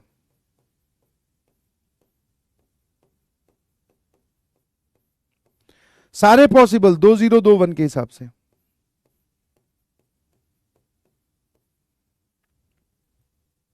ठीक है, अब आ जाते हैं सर 3 1 1 0।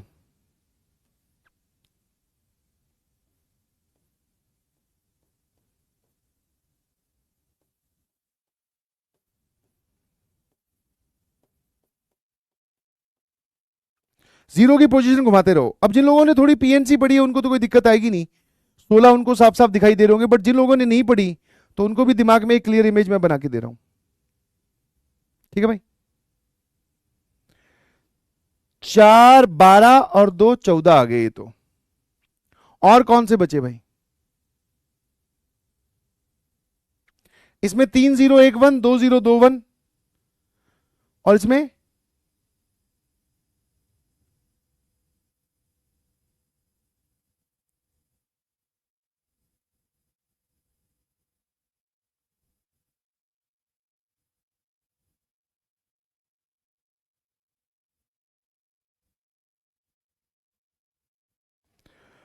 3 1 1 0 2 0 2 1। ठीक है ना,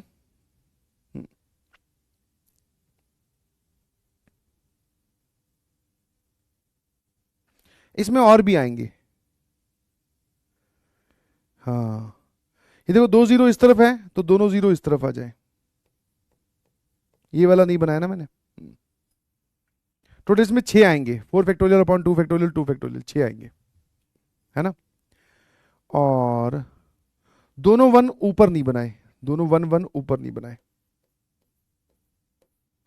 देख लो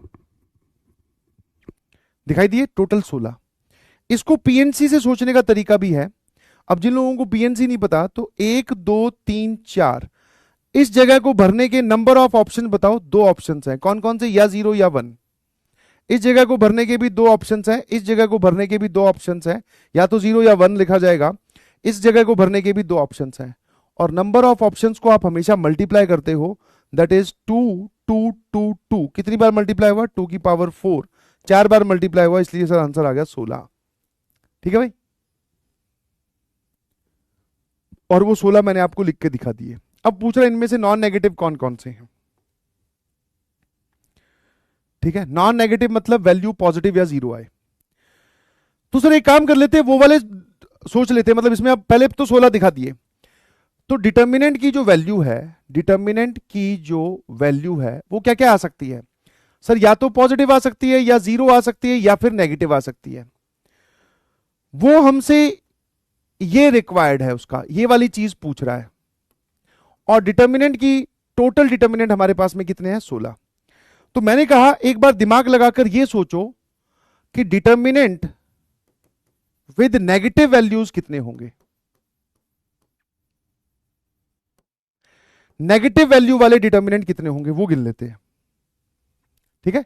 नेगेटिव वैल्यू वाले डिटर्मिनेंट। तो अब जरा ध्यान से देखना, एलिमेंट 0 और 1 इस्तेमाल करना है, 2x2 का डिटर्मिनेंट बनाना है और वैल्यू नेगेटिव आनी चाहिए। सोच के जवाब लिखा जाएगा, कोई फॉर्मूला कोई चीज काम नहीं करेगी। जैसे एक बच्चे ने बोला कि सर ये लो, यहां 0, इसकी वैल्यू ध्यान से देखो नेगेटिव -1 आ रही है ना? देख लो।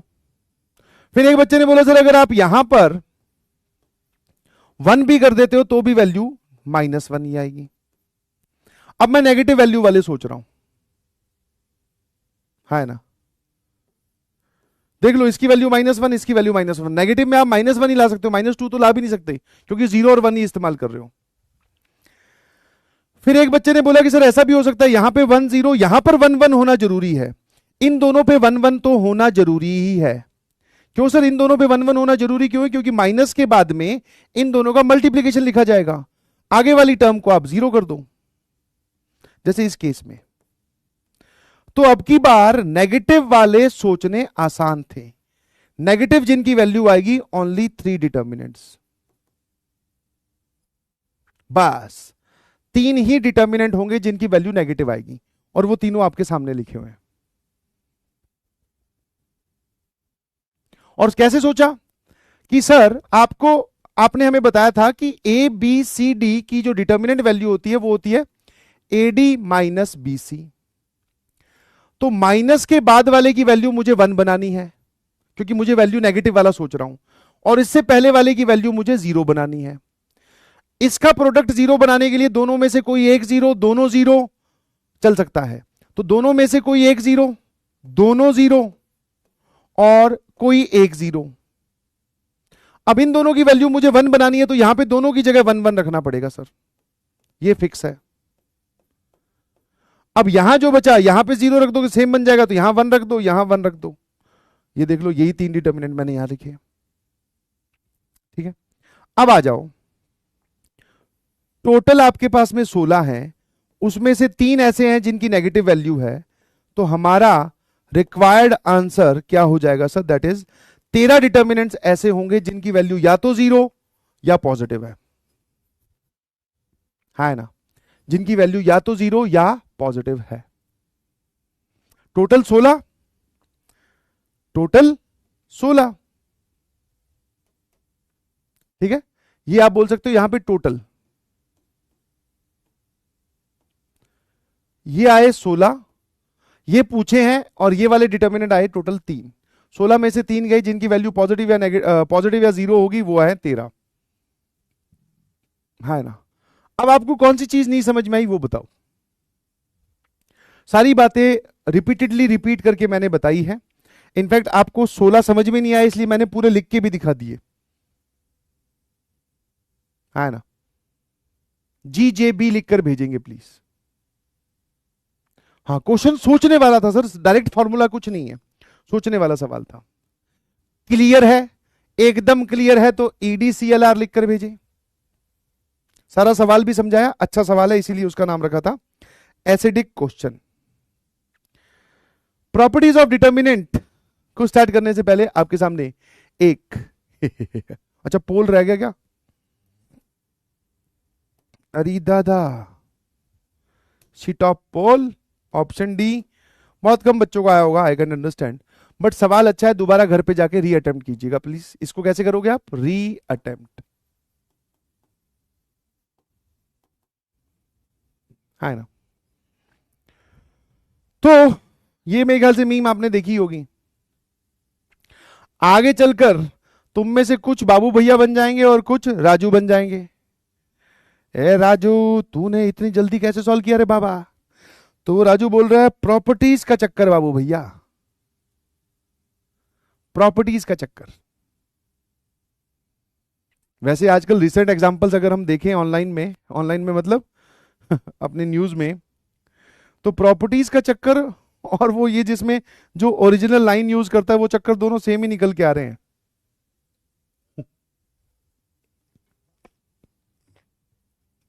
है ना? सही है।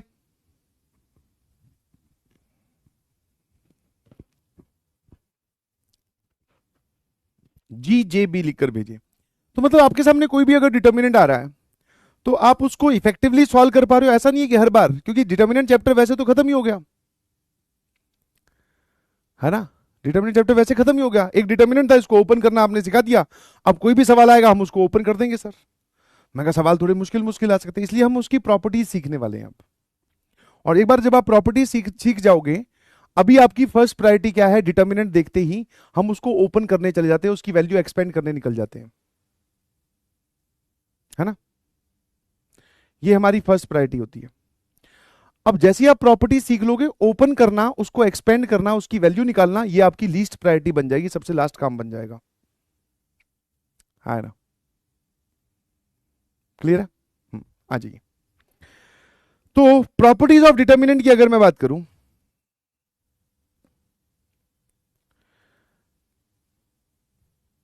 चलो लाइन बाय लाइन चलते हैं। प्रॉपर्टी नंबर 1, पहली प्रॉपर्टीज क्या है, ट्रांसपोज लेने से वैल्यू नहीं बदलती। सर पहले तो ये बताओ कि ट्रांसपोज है क्या, ताकि उसको लें। कोई पैसे हैं, उधार लेनी है, क्या है सर ये ट्रांसपोज? तो मैंने कहा पहले तो इस ट्रांसपोज शब्द का मतलब समझो। What do you mean by transpose? इसका मतलब होता है सारी रोज को, ऑल रोज को इंटरचेंज कर देते हैं हम ऑल कॉलम्स के साथ। इसको बोलते हैं बेटा ट्रांसपोज। ध्यान सुनना, लिखने पे ध्यान मत दो, समझने पे ध्यान दो। जैसे फॉर एग्जांपल, अगर कोई डिटर्मिनेंट है जिसको मैं डेल्टा से रिप्रेजेंट कर रहा हूं, 2, -1, 3 और 4, ये डिटर्मिनेंट है। मैंने बोला कि what is delta T. Delta T का मतलब ये जो टी लगा हुआ है, दिस स्टैंड्स फॉर ट्रांसपोज। ठीक है, दिस स्टैंड्स फॉर ट्रांसपोज, कि मैं इसमें ट्रांसपोज ले रहा हूं। अब ट्रांसपोज लेने से वैल्यू नहीं बदलती, ये तो प्रॉपर्टी होगी सर, बट है क्या वो तो समझाओ। तो मैंने कहा ट्रांसपोज का मतलब है सारी रोज को सारे कॉलम्स में बदल दो। ये काम आपके सामने करके दिखा रहा हूं, इसलिए ध्यान से देखना। ये थी रो 1, हॉरिजॉन्टल वाली रो होती है, इसी को ही बना दो कॉलम 1। तो रो 1 को जब मैं कॉलम 1 बनाऊंगा तो ये एलिमेंट्स ऐसे दिखाई देंगे। रो 2 को कॉलम 2 बना दो, this is called as transpose. तो ये डिटर्मिनेंट, ये उसका ट्रांसपोज वाला डिटर्मिनेंट। अगर आप इसकी वैल्यू निकालोगे सर, ये वैल्यू भी 11 आ रही है, और ये वाली वैल्यू भी सर 11 आ रही है, 8 और 3 11। तो ऐसा करने से वैल्यूज नहीं बदलती, सारे रोज को सारे कॉलम्स के साथ डबल साइडेड एरो का मतलब है एक्सचेंज कर दिया हमने। एक एग्जांपल मैं आपको 3x3 वाला लिख के दिखाता हूं। मान लो आपके पास में एक डिटर्मिनेंट है 2 3 0 4 -1 6 7 1 5, ये डिटर्मिनेंट है। मैं आपको बोल रहा हूं कि what is delta T. Delta T क्या है? डेल्टा टी का मतलब है सर, आप ट्रांसपोज ले रहे हो। ध्यान से ऑब्जर्व कीजिएगा बारीकली, ऑब्जर्व कीजिएगा बारीकली कि ट्रांसपोज कैसे लिया जा रहा है। रो 1 के सारे एलिमेंट्स को कॉलम 1 में कन्वर्ट कर दो, तो कॉलम सर वर्टिकली लिखा जाता है। रो 2 के सारे एलिमेंट्स को कॉलम 2 में कन्वर्ट कर दो, कॉलम वर्टिकली लिखा जाता है। 4 -1 6, 4 -1 6, 7 1 5, ये लो, ये इसका ट्रांसपोज है। दोनों की वैल्यू एकदम सेम आएगी, है ना। एक बच्चा बोल रहा है कि सर आप रोज को कॉलम में बदल रहे हो, तो कॉलम को भी तो रोज में बदल सकते हैं। तो जब मैं रोज को कॉलम में बदल रहा हूं तो बाय डिफॉल्ट कॉलम रोज में बदल रहे हैं। ये देख, ये कौन सा कॉलम था सर? ये कॉलम 3 था। ध्यान से देखिए, ये कौन सी कॉलम है, ये क्या है? ये रो 3 है। तो जब मैं रोज को कॉलम में बदल रहा हूं तो कॉलम भी अपने आप में रोज में बदले गए, तूने ध्यान दिया नहीं। ये कौन सा कॉलम है? कॉलम 2। ध्यान से देखिए, ये कौन है? रो 2। ये कौन सा कॉलम है? कॉलम 1। ये कौन सा कॉलम है सर? ये कौन सा रो है? रो 1। तो अपने आप जो है वो चेंज हो जा रहे हैं। हैप्पी बर्थडे, हैप्पी बर्थडे चल रहा है। कहां पर है पार्टी? नहीं नहीं भाई देखो, हैप्पी बर्थडे अगर किसी का भी होता है तो क्लास में आप जानते हो क्या होता है, स्कूल में याद है ना, टॉफी लेके आओ, टीचर्स को दो, टीचर्स के लिए अलग से चॉकलेट आती थी, साथ वालों के लिए टॉफी आती थी, पैकेट। मतलब ये जो जमाना है ना, इवॉल्व होता हुआ देखा है। हैप्पी बर्थडे पे थोड़ी सी तुम्हें बात बताऊं, पहले हैप्पी बर्थडे बोला जाता था न्यू ड्रेस, फिर न्यू, अब इसमें चीजें ऐड ऑन होती गई, फिर थोड़े बड़े हुए, मैंने जो इवोल्यूशन देखा है हैप्पी बर्थडे की पार्टी का, सेलिब्रेशन का, न्यू ड्रेस, पहले बस नई, घर वाले नई ड्रेस देते थे बर्थडे पे, और उसके बाद में new dress plus class teachers और क्लास फ्रेंड्स के लिए, जितने भी क्लास में हमारे बच्चे पढ़ते हैं उनके लिए उंगलियों पर गिन के टॉफी भेजी जाती थी। मान लो अगर क्लास में 27 बच्चे हैं और 5 आपके सब्जेक्ट टीचर है, 27 और 5 32, 32 टॉफी भेजेंगे घर वाले, एक आपके लिए, आपका भी जन्मदिन है। फिर आगे बढ़े, हाँ थोड़े और बड़े हुए तो पता चला नई ड्रेस, फिर टीचर्स के लिए चॉकलेट और क्लास फ्रेंड्स के लिए टॉफी का पैकेट। जनरेशन 2, टॉफी का पैकेट, समझ गए कि टॉफी का पहले क्या होता था, खुद हम अपने एक टॉफी दे रहे हैं, बोले भाई आज मेरा जन्मदिन है, बोलो हैप्पी बर्थडे, हाँ विश करो, टीचर भी पीछे बोला बेटा इसको विश करो हैप्पी बर्थडे। तो अब क्या हुआ, वो टॉफी हाथ से देना छूट गया, अब आप पैकेट आगे करोगे। अब पैकेट में तुम जानते ही हो लड़कियां तो फिर भी शर्म कर जाती है भाई साहब, लड़के उनको बोलना पड़ता है धीरे से, भाई बोले आगे भी क्लास में बांटनी है यार, एक ही पैकेट घर वालों ने दिलवाया। फिर नेक्स्ट डेवलपमेंट, उसके बाद में क्या हुआ, सबके लिए चॉकलेट वाला डब्बा।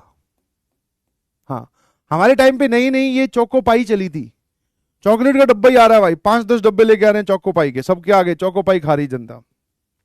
ये था स्कूल वाला सीन, जाना जरूरी है। फिर स्कूल से निकले, कोचिंग कोटा गए, हैप्पी बर्थडे, कुछ नहीं बाहर खाना खा के आते हैं, चलो डिनर जिसको आप बोल देते हो,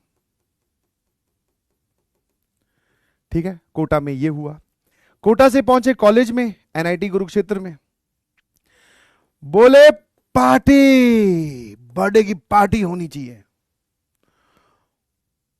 और कॉलेज में तो सारे दोस्त होते हैं, इसमें तो ऐसा होता है ना कि आप एक बाउंड्री में बैठ के बंद रहे हो, क्लास 7th का सेक्शन बी आपके दोस्त है, सेक्शन ए वालों को आप जानते ही नहीं हो। कॉलेज में तो सारे ही आपको जानते हैं भाई, सीनियर से लेकर जूनियर, पूरा पार्टी, मतलब माहौल ऐसा कि भाई जाखड़ का बर्थडे है, बोले आज पार्टी होगी। अब ये किसी को नहीं पता कि उसके पास पैसे, बेचारे के पास मैस बिल भरने के नहीं है, पार्टी लोगे किस चीज की बट फिर भी जुगाड़ बुगाड़, दोस्त मतलब एक तरफ से अगर कमीने होते हैं तो दूसरी तरफ से सॉफ्ट दिल वाले भी होते हैं, बोले तेरे पास पैसे नहीं है, टेंशन ना ले, पैसे हमसे ले ले, उधारी खाते में लिख लेंगे, बट पार्टी तू देगा। पार्टी, और साथ में एक नई परंपरा चालू हुई, जिसको पता नहीं आप मॉडर्नाइजेशन बोलोगे कि पता नहीं दिमाग खराब बोलोगे, ठीक है, पिटाई, जिसका शॉर्ट फॉर्म है जीपीएल। भाई साहब पहले 11:55 में रात को आपके दरवाजे के बाहर करीबन करीबन 30-40 लड़के इकट्ठे हो गए हैं, उनके पैरों की सनसनाहट, झंझनाहट, उनकी खुरखुराहट से आप समझ पा रहे हो कि 30-40 बच्चे इकट्ठे हो गए हैं। अब वो आपको पीटेंगे, क्यों? क्योंकि आपका बर्थडे है, आपके लाते पड़ेंगी, बेल्ट पड़ेगा, कोई कोई तो बीच में अपनी भड़ास निकालने की थप्पड़ भी मार जाता है। फिर आप ये प्रोग्राम चलेगा करीबन करीबन 45 मिनट, फिर आप थोड़ा सही होगे, कपड़े फाड़ भी देंगे, कपड़े दूसरे पहनोगे, फिर ये रात को बोलेंगे कि भाई वो जो कॉलेज के पीछे वाला ढाबा खुला रहता है वहां पार्टी, फिर पार्टी। तो कॉलेज में ऐसी पार्टियां हुई। फिर लगी नौकरी,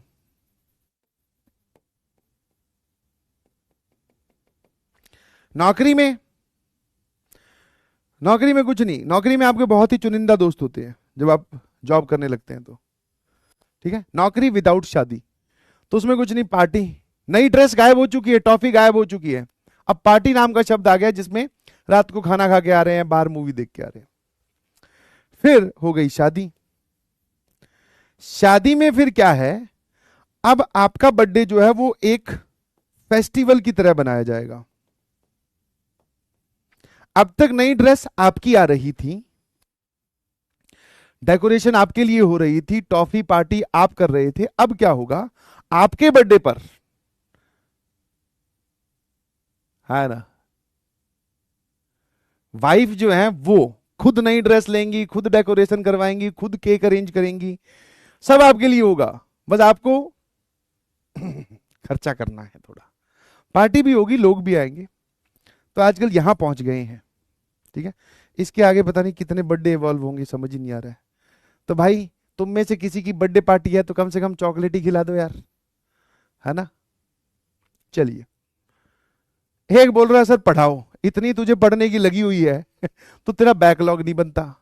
इतना ही तू अगर होशियार है, थोड़ा सा सुन ले, तेरे को थोड़ा काफी देर से अच्छा फील करा रहा हूँ, थोड़ा बुरा भी तो फील कर रहा हूँ, है ना। जो ये लिख रहे हैं पढ़ाओ, तुझे इतनी चिंता थी सिलेबस की तो बैच तो 1-2 महीने पहले भी चालू हो चुका है।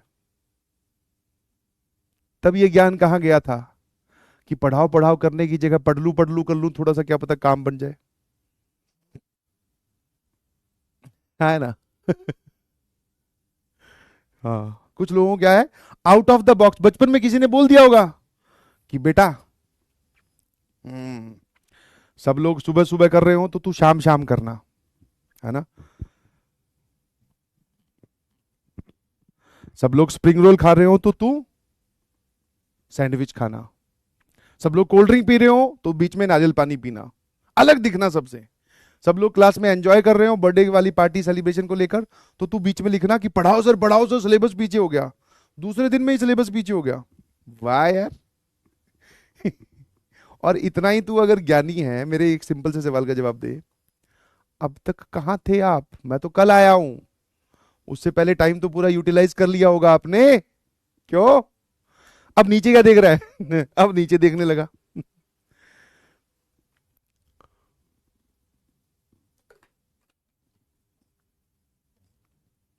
यस, हाँ ना, कुक्ड हाँ, ये ज्ञानी व्यानी ये तो बहुत है। अभी तो देखो तुम आगे चलोगे तो, सर वी आर, कुछ आएंगे ऐसे comment, sir we are running behind the syllabus, 2 lecture में ही we are running behind the syllabus, sir please take extra class on Sunday. और जिस दिन मैं एक्स्ट्रा क्लास मान ले संडे को रख भी दूंगा ना, तो उस दिन वही इंसान गायब होगा। हाँ एकदम एक्सपीरियंस्ड भाई, 13वां साल है हाँ, चलिए अगली प्रॉपर्टी क्या है, multiplication of determinant by a number. ठीक है, multiplication of a determinant by a number. अच्छा, इसमें ट्रांसपोज लेने से वैल्यू क्यों नहीं बदलती? बहुत सिंपल सी कहानी है। जैसे फॉर एग्जांपल आप यहां फोकस कीजिएगा, ध्यान से देखना बेटा, कि आप पहले मान लो इस डिटर्मिनेंट की वैल्यू रो 1 के अलोंग निकालने वाले थे, है ना, क्योंकि आपने बोला सर डिटर्मिनेंट की वैल्यू 6 तरीके से निकाली जा सकती है, तो रो 1 के अलोंग। तो यहां आके मैं बोलूंगा कि तू अब कॉलम 1 के अलोंग निकाल ले, जो वैल्यू यहां रो 1 के अलोंग तेरे को मिलने वाली थी वही कॉलम 1 के अलोंग मिलेगी, तो दोनों जगह सेम ही तो मिलेगी। क्योंकि आप ध्यान से देखो, इसका माइनर कौन है? 2 का, यहां पर -1615, यहां पर 2 का माइनर कौन है? -1615, सिर्फ जगह बदली है। और 2 क्रॉस 2 में ट्रांसपोज लेने से वैल्यू नहीं बदलती है, तो 2 क्रॉस 2 में यहां पे भी तो ट्रांसपोज हो गया, यहां पर ये क्या था? रो, यहां पर ये क्या है? कॉलम। समझे कि नहीं समझे? इसीलिए ट्रांसपोज लेने से वैल्यू ऑफ डिटर्मिनेंट जो है वो नहीं बदलती है। Next is multiplication of a determinant by number.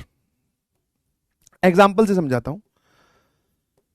जैसे फॉर एग्जांपल एक डेल्टा है जिसकी वैल्यू है 2, -1, 3 और 4। मैंने बोला इस पूरे को मल्टीप्लाई कर दो k से, k is a non zero number, multiply it by k। तो k डेल्टा आपको निकालना है, मतलब k यहां बैठा है। अब तो किसी भी नंबर से मल्टीप्लाई करने के आपके पास में टोटल 4 ऑप्शन है 2 क्रॉस 2 में। या तो आप उसको पूरे एक रो में भेज सकते हो, है ना, तो रो में अगर आप इसको रो 1 में मल्टीप्लाई करते हो तो k जो है वो रो 1 के सारे एलिमेंट से जाकर मल्टीप्लाई हो जाएगा। कोई बच्चा बोले सर रो 1 में नहीं, मैं तो इसको रो 2 में भेजूंगा, तो रो 2 में मल्टीप्लाई कर दो, सब में मल्टीप्लाई मत करना, एक रो या एक कॉलम में मल्टीप्लाई कर सकते हो। फिर कोई बच्चा बोले सर मैं तो इसको कॉलम 1 में मल्टीप्लाई करूंगा, मतलब ऐसे, तो ठीक है, 2k, 3k, -1 और 4। फिर कोई बच्चा बोले सर मैं तो इसको कॉलम 2 में मल्टीप्लाई करूंगा, यहां से उठाकर यहां, तो मैंने कहा ठीक है भाई, सबकी वैल्यू आप चेक कर सकते हैं, सेम आ रही है। तो एक नंबर को 2x2 डिटर्मिनेंट में अंदर मल्टीप्लाई करने का 4 तरीके हैं सर 2x2 में, बिकॉज 2 रो और 2 कॉलम, तो टोटल 4 तरीके हो गए। सिमिलरली अगर किसी नंबर को आप 3x3 में मल्टीप्लाई करना चाहते हो, जैसे फॉर एग्जांपल डेल्टा है आपके पास में कितना 2 0 -1 3 5 4 -2 7 एंड 6, ये एक डिटर्मिनेंट है 3x3 का। मैंने आपसे बोला कि इस पूरे डिटर्मिनेंट को m से मल्टीप्लाई कर दो, तो m इंटू डेल्टा, यहां पर भी आ जाएगा m इंटू डेल्टा। डेल्टा है 2 0 -1 3 5 4 -2 7 और 6, सभी लोग जवाब देंगे। 3x3 में डिटर्मिनेंट मतलब 3x3 में एक नंबर को अंदर भेजने के कितने ऑप्शन है हमारे पास में? 6 ऑप्शन है। कितने ऑप्शन है? 6 ऑप्शन। या तो रो 1 में भेज दो, या रो 2 में, या रो 3 में, या कॉलम 1 में, कॉलम 2 में, या कॉलम 3 में। कितने ऑप्शन है? 6 ऑप्शन। जैसे कोई बच्चा बोले कि सर मैं इसको कॉलम 1 में मल्टीप्लाई करना चाहता हूं, ठीक है बेटा, तो ये m कॉलम 1 में मल्टीप्लाई कर दे तो ये कितना आ जाएगा 2m, ये आ जाएगा 3m माइनस 2m। बस एक से ही मल्टीप्लाई होना, ध्यान रखना, या तो एक रो में या एक कॉलम में, चारों से मल्टीप्लाई नहीं करना है। यहां पर भी आपको 9 के 9 एलिमेंट से मल्टीप्लाई नहीं करना है। कॉलम 1 में भेज दिया, 0 5 7 एज इट इज रहा, -1 4 6 एज इट इज रहा। फिर बगल में दूसरा बच्चा बैठा था, सर कॉलम 1 क्या ज्यादा स्पेशल है, मैं तो इसको रो 3 में मल्टीप्लाई करूंगा। मैंने कहा कोई दिक्कत नहीं है। m को रो 3 में भेजा तो -2m 7m 6m, और बाकी सारी चीजें एज इट इज रहेगी, दैट इज 3 5 4 2 0 -1।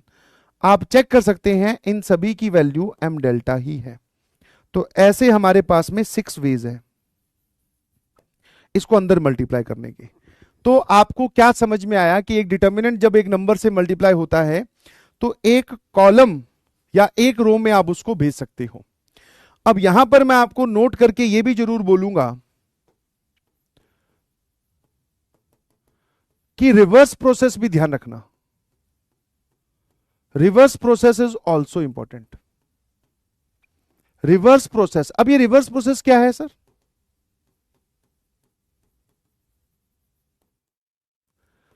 जैसे फॉर एग्जांपल, छोटा सा एग्जांपल लेके बताता हूं। 2 इंटू एक्स प्लस 3 था, आपने 2 को अंदर भेजा, ये x प्लस 6 हो गया। ये अगर सीधी प्रोसेस है तो रिवर्स प्रोसेस क्या है? कॉमन लेने वाला, कि अगर आप यहां से यहां आए हो तो यहां से यहां जाना भी आना चाहिए आपको। तो मतलब मल्टीप्लाई का रिवर्स प्रोसेस क्या है? कॉमन लेना, टेकिंग कॉमन। तो अब मैंने आपसे सवाल यह पूछा कि मल्टीप्लीकेशन मैंने आपको बता दिया है, कॉमन कैसे लोगे वो बताओ, है ना, कॉमन लेने वाला। तो जैसे फॉर एग्जांपल मैंने आपको एक डिटर्मिनेंट लिख के दिखाया,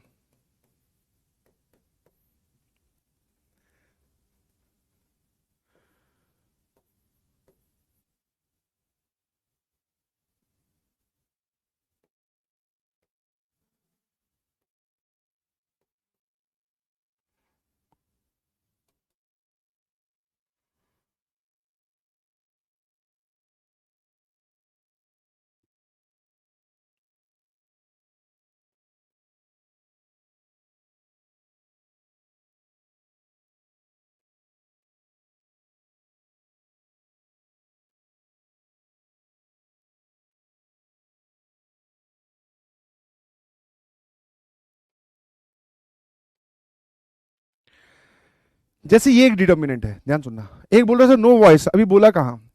अब आपको एक चीज दिख रही होगी कि मैं रो 1 में से 2 कॉमन ले सकता हूं, ये सारे 2 के मल्टीपल्स दिख रहे हैं, है ना। तो कॉमन लेने वाला काम भी वही है। अगर आपको किसी एक रो या किसी एक कॉलम में कोई फैक्टर कॉमन दिखाई दे रहा है तो आप उसको कॉमन निकाल लो। जैसे मैंने क्या किया, रो 1 में से 2 कॉमन निकाला, देखना जरा ध्यान से।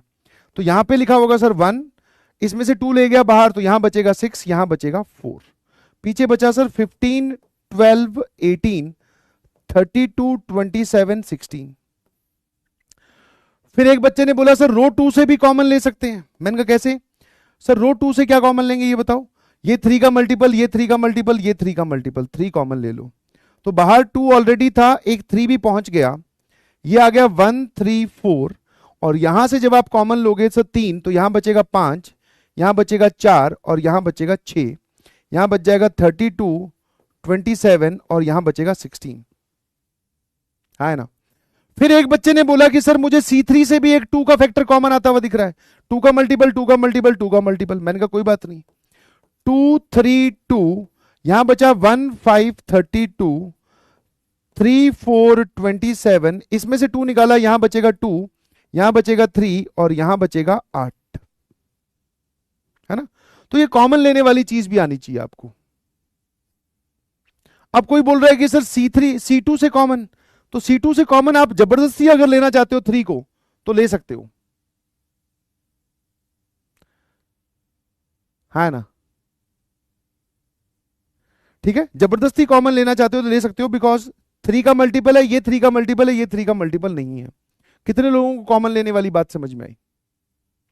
तो कॉमन लेने से फायदा क्या होता है सर, एक भारी भरकम जो डिटर्मिनेंट है वो थोड़ा हल्का भी किया जा सकता है। क्लियर है? एक बार CLR लिखकर भेजें प्लीज। अब जैसे कॉमन लेने पर एकदम बेस्ट एग्जांपल मैं आपको बताता हूं, बेस्ट एग्जांपल। इस बात से आप समझ जाएंगे कि कॉमन लेने वाला पार्ट इतना इंपॉर्टेंट कैसे है। आपको शो करना है कि ये तीनों डिटर्मिनेंट बराबर है ना। आपको शो करना है कि ये तीनों डिटर्मिनेंट बराबर है। शो करने का एक तरीका है कि हम इसकी वैल्यू निकालें, हम इसकी वैल्यू निकालें और हम इसकी वैल्यू निकालें, फिर हम शो करते हैं कि तीनों की वैल्यू बराबर आ रही है। मैंने कहा ये रास्ता नहीं लगाना है। Show that these three are determinants are equal without expanding, without expanding, बिना एक्सपेंड करे आपको यह शो करना है कि इन तीनों डिटर्मिनेंट्स की वैल्यू बराबर है। मतलब सरल भाषा में समझाऊं तो इसकी शक्ल बदलकर इसमें कन्वर्ट कर दो, और यह काम कॉमन और मल्टीप्लीकेशन दोनों से होगा। अब जैसे सामने गौर फरमाइएगा प्लीज। सर ये जो हमारा डिटर्मिनेंट नंबर 1 है, इसको डेल्टा 1 बोल रहा हूं, ठीक है। यहां पे लिखा हुआ है x x square x cube, y y square y cube और z z square z cube. मेरे ख्याल से आप सभी लोगों को एक चीज तो दिखाई दे रही है कि मैं रो 1 में से x कॉमन ले सकता हूं, रो 2 में से y कॉमन ले सकता हूं और रो 3 में से z कॉमन ले सकता हूं। ये सबको दिखाई दिया है ना। तो जब मैं रो 1 में से x कॉमन लूंगा तो रो 1 क्या बचेगी, 1x x स्क्वायर। रो 2 में से जब मैं y कॉमन लूंगा, रो 2 में से जब y कॉमन लूंगा तो यहां क्या बचेगा, 1y y स्क्वायर। और रो 3 में से जब मैं z कॉमन लूंगा तो z बाहर आ गया, यहां बचेगा 1z z स्क्वायर। ये बात क्लियर है क्या? है ना, ये बात क्लियर है। अब इसको डेल्टा 2 बनाने के लिए कंसीडर करो कि ये तीन नंबर्स मल्टीप्लाई होकर आपस में तो एक ही बन जाएंगे। इस पूरे को आपने बोला था ये एक कांस्टेंट है, इसको आप किसी भी एक रो में किसी भी एक कॉलम में भेज सकते हैं। मैंने इसको कॉलम 1 में भेज दिया। तो जैसे ही मैं कॉलम 1 में, क्योंकि किसी भी एक रो या किसी भी एक कॉलम में भेज सकता हूं, तो कॉलम 1 में एक्स वाई जेड को 1 से मल्टीप्लाई किया, यहां भी एक्स वाई जेड, यहां भी एक्स वाई जेड, यहां भी एक्स वाई जेड, और X Y Z second column है और X square Y square Z square third column है। ध्यान से देखो, यही आपके डिटर्मिनेंट 2 की शक्ल है। इफ आई से दिस इज डेल्टा 2, ये वाला डेल्टा 1 है और ये वाला डेल्टा 3 है। ठीक है, तो डेल्टा 1 और डेल्टा 2 तो बराबर प्रूव हो गए कि रो 1 में से x कॉमन लिया, रो 2 में से y कॉमन लिया, रो 3 में से z कॉमन लिया, बाहर आ गया एक्स वाई जेड, इसको वापस कॉलम 1 में भेज दिया, तो ये शक्ल दिखाई देगी सर। तो ये दोनों तो बराबर है। अब मुझे शक्ल बनानी है डेल्टा 3 की, डेल्टा 1 डेल्टा 3 के भी बराबर है। तो यहां से साफ साफ देख के पता चल रहा है कि करना क्या है ना। अब देख रहे हैं आप, y y y आ गया, z z z आ गया, है ना। डेल्टा 3 ध्यान सुनना, यहीं से ही दूसरा स्टेप डाइवर्जन ले रहे हैं। ये लिखा हुआ है x into Y into Z, यहां पे लिखा हुआ है 1 इंटू 1 इंटू 1, यहां पे लिखा हुआ है एक्स वाई जेड। जो चीज आपको बनानी है उस पर अगर आप ध्यान से ध्यान दोगे तो पिछली बार मैंने क्या किया था, मान लो यहां पे ऐसे लिखा होता 2 × 3 × 4, तो 2 × 3 × 4 को आप एक कांस्टेंट बनाकर 24 भी तो बोल सकते हो। तो x × y × z को मल्टीप्लाई करके मैंने एक कांस्टेंट बनाया और मैंने उसको अंदर भेज दिया कॉलम 1 में। बट मेरी मर्जी, मैं इसको 24 ना बोलने की बजाय मैं इसको 2 × 3 × 4 ही रहने दूं तो वैसे ही अब क्या कर रहा हूं, x को भेज रहा हूं कॉलम 1 में, y को भेज रहा हूं कॉलम 2 में, ये दूसरा कांस्टेंट है, z को भेज रहा हूं कॉलम 3 में। क्या मैं ऐसा कर सकता हूं? हाँ सर, ये एक कांस्टेंट है, इसको आप अंदर किसी भी एक रो या किसी भी एक कॉलम में मल्टीप्लाई कर सकते हो। तो जब x मल्टीप्लाई होगा कॉलम 1 में तो x x x, और y मल्टीप्लाई होगा कॉलम 2 में तो x × y, y square z × y।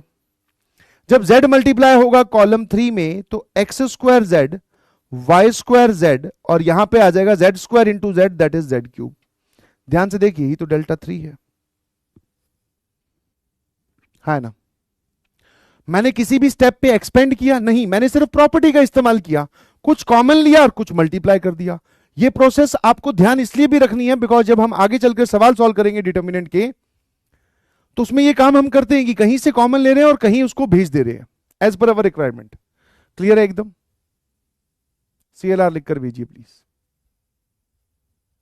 Done, बहुत बढ़िया, ठीक है। एक सवाल और, IIT JEE 1999 का है और इसको ध्यान से सभी लोग सॉल्व करेंगे। सिंगल करेक्ट पोल दे रहा हूं, टाइमलेस, आराम से सॉल्व करना, सॉल्यूशन पे ध्यान दीजिएगा प्लीज, नोट करने की कोई जरूरत नहीं है।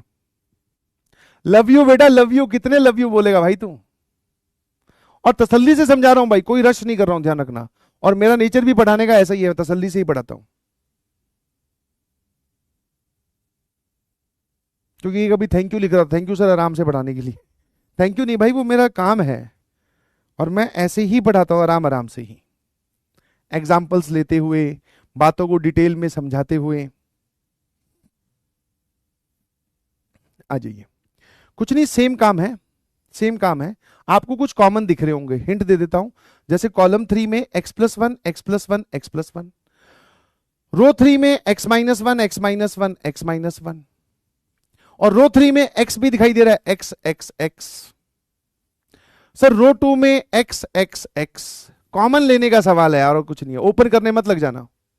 अच्छा एक और चीज, इसमें थोड़ा सा गलती ये मिस प्रिंट हुई है, उसने बोला f(100), ठीक है, सर fx कौन है वो तो बताओ, तो let f(x) is equal to this.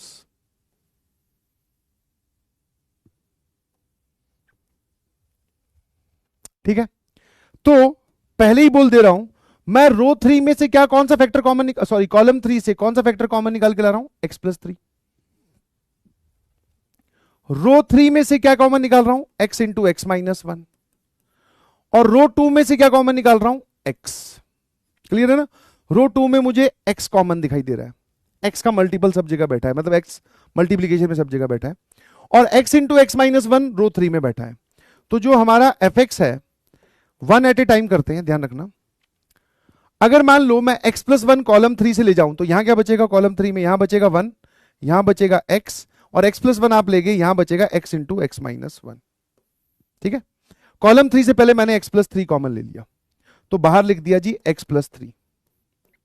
और फिर आप बोल सकते हो सर ये रहा 1, ये रहा x, ये 2x x × x-1, और ये आ गया 3x × x-1, x × x-1 x-2। ठीक है, ये हमारा fx हो गया आफ्टर टेकिंग दिस कॉमन। ठीक है, अब रो 2 में से x निकाल दो कॉमन, सीधा सीधा, तो ये x बाहर हो गया, सारे हमने कॉमन निकाल ही दिए हैं, तो यहां बचेगा सर 1। अब रो 3 में से आपको कुछ कॉमन दिखाई दे रहा होगा, कुछ गड़बड़ कर दिया मैंने, हाँ x+3 नहीं है, दिस इज x+1, बिल्कुल सही, x+3 नहीं है भाई, ये 3 कहां से आ जाता है सर मैं का पता नहीं। ठीक है, x × x-1 x × x-1 x × x-1। तो अब की बार ये फैक्टर निकाला कॉमन, तो बाहर ऑलरेडी कौन बैठा था, x × x+1, एक x × x-1 गया, पीछे बताओ, रो 1 तो आपकी 1x1 है, 2x-1 1 है, और यहां पे क्या बचेगा, x(x-1) कॉमन ले गए तो यहां बचेगा 3, यहां पे बचेगा x-2 और यहां बचेगा 1।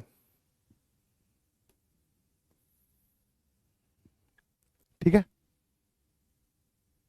x+3 मैंने गलती से लिख दिया था भाई, सॉरी फॉर दैट। x+3 नहीं है, वो x+1 है। अब जरा देखना, ये डिटर्मिनेंट थोड़ा आसान लग रहा है, इसको ओपन कर देते हैं।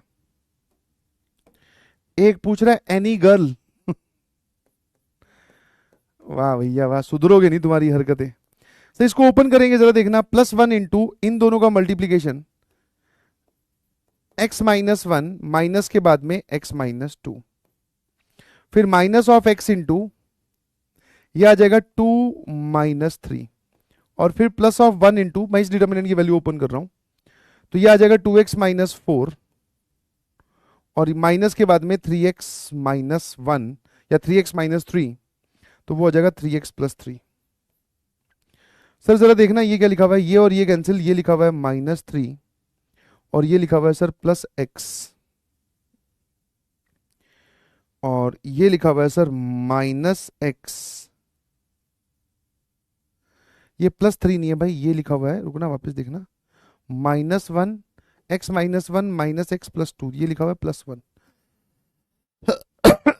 यहां से पूरा +1 आया, यहां से x इंटू -1 +x आ गया, इन दोनों का इन दोनों का एडिशन आएगा -x, और इन दोनों का एडिशन आएगा -1। इस पूरे डिटर्मिनेंट की वैल्यू शांत हो गई, दैट इज 0। मतलब सर f(x) जो है वो 0 के बराबर है। अब चाहे x आप कुछ भी पुट करो, हमेशा आंसर क्या रहने वाला है, option A is the correct answer. 46% जनता का सही जवाब है, बहुत बढ़िया। बाकी जनता धीरे धीरे प्लीज क्लासेस या क्लास के बाद में क्वेश्चंस को घर पे जाकर जरूर री अटेम्प्ट करिएगा, ठीक है, हाँ है ना, सही है। तो मुझे दिखा कुछ फैक्टर्स कॉलम 3 में कॉमन है, कुछ फैक्टर रो 3 में कॉमन आ रहे हैं, कुछ फैक्टर रो 2 से कॉमन आ रहे हैं। कॉमन निकालने के बाद में एक हल्का डिटर्मिनेंट बना। यहां पर मेरी हिम्मत नहीं हो रही थी इसको ओपन करने की, बट यहां पर हल्का डिटर्मिनेंट है, मैंने इसको ओपन किया, ओपन करते ही वैल्यू 0 आ गई, हाँ है ना। पुट 0 भी करेंगे क्या, 0 क्यों पुट करेंगे बेटा, उसने f(100) पूछा है, अगर तुझे पुट ही करना है तो इसमें x की जगह 100 पुट कर, है ना। इसमें अगर आप x की जगह 100 पुट कर भी देते हो तो f(100) कितना आया, सर ये हमेशा के लिए 0 है, f(x) इज ऑलवेज 0, चाहे आप x 10 पुट करो, 100 पुट करो, कुछ भी पुट करो, ठीक है। आई होप दिस इज क्लियर। इसमें कुछ बच्चे ऐसे भी जा सकते हैं कि सर हम ये वाला जो x है ये कॉलम 2 से कॉमन लेंगे, कोई दिक्कत नहीं है, वहां से भी आंसर सेम आएगा, वहां से भी आंसर सेम आएगा। जो लोग हर बात पे डाउट डाउट लिख रहे हैं, ऐसा कौन सा डाउट है भाई, अभी डाउट खोलूंगा तुम्हारे डाउट एकदम देखना, सर क्वेश्चन सॉल्व करने में ज्यादा टाइम लग रहा है, अब ये क्या डाउट है भाई, दूसरा दिन हुआ नहीं कि क्वेश्चन सॉल्व करने में ज्यादा टाइम लगता है बेटा, मैथ्स के सवाल है ना, कोई टिक द मार्क थोड़ी है। सर इसमें x को 0 पुट करके निकाल दिया, क्यों, हु सेड कि इसमें x को 0 पुट करेंगे, उसने तो बोला x को 100 पुट करना है, 0 पुट कर दिया, और 0 पुट करके चलो ये तुम्हारा क्या हो गया फिर, सर अच्छा हमने इसको हमेशा के लिए 0 पुट कर दिया, शाबाश। तो बेटा तेरी किस्मत इस सवाल में ठीक थी, IIT जेई वाले में नहीं ठीक रहेगी। 0 क्यों पुट किया, लॉजिक है कुछ, उसने तो 100 पुट करवाने के लिए बोला है। सर फर्स्ट स्टेप फिर से बता दीजिए, फर्स्ट स्टेप में ये बोला है कि x+1 कॉलम 3 से कॉमन लिया गया है, तो कॉलम 3 से x+1 कॉमन लिया, फिर उसके बाद में रो 2 से भी x कॉमन लिया। x = 0 नहीं कर सकते हैं भाई, हु सेड सर जब आपने कॉलम, अब ये मत बोल देना कि सर x = 0 पुट करने से आंसर आ रहा है, आंसर तो बहुत सारी चीजों से भी आता है, चीटिंग करने से भी कई बार आंसर आ जाता है, दैट डजंट मीन ना कि वो तरीका या वो रास्ता सही है, ठीक है।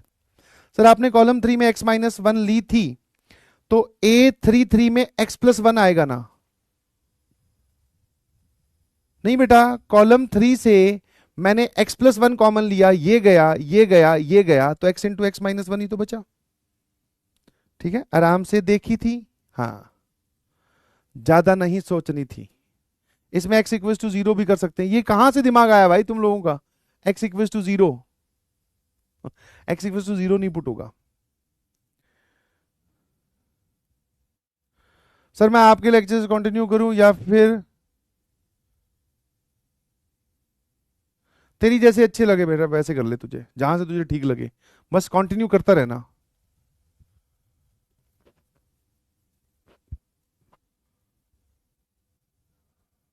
बहुत बढ़िया, शाबाश। सवालों पे भी ध्यान दें। डेल्टा 3 को 2 में भी कन्वर्ट कर सकते हैं ना, बिल्कुल कर सकते हैं। चलिए प्रॉपर्टी नंबर 3 पर आता हूं। प्रॉपर्टी नंबर 3 क्या है ना, कॉमन डाउट्स देखने हैं बेटा। वैसे इतने डाउट्स है ना, मैं देखता नहीं हूं, सिंपल सी बात बता दूं। हाँ, hello sir, hello hello.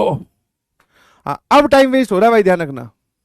Sir in class 11 syllabus different from answer matrices and determinant in class standards and 11 things is 12 standard, should we what should I do? कुछ नहीं, स्टार्ट पढ़ाई करो बेटा, ये जो पढ़ा रहा हूँ ये पढ़ो। सर मैंने नोट्स लक्ष्य 1 से बनाए हैं तो न्यू बनाऊं क्या? नहीं नहीं नहीं, नहीं बनाने की जरूरत नहीं है। सर जेई के लिए एक दिन 247 क्वेश्चंस इनफ होंगे क्या? ये बेटा तू पहले तो अपनी बुद्धि सुधार ले, ठीक है, आया ना? ये जो तू बोलना चाह रहा है ये सब समझ में आ रहा है, बट वही है, इग्नोर कर रखा है। आजकल क्या है, भाव अपने दे नहीं रहे किसी को, क्योंकि मुझे पता चला कि मेरे भाव बहुत महंगे हैं जिससे भाव देने से कुछ लोगों का फायदा हो जा रहा है, तो हटाओ, आया ना? आपने ओथ नहीं लिया, मैं किस चीज का ओथ लूंगा भाई? तैयारी तूने स्टार्ट की है।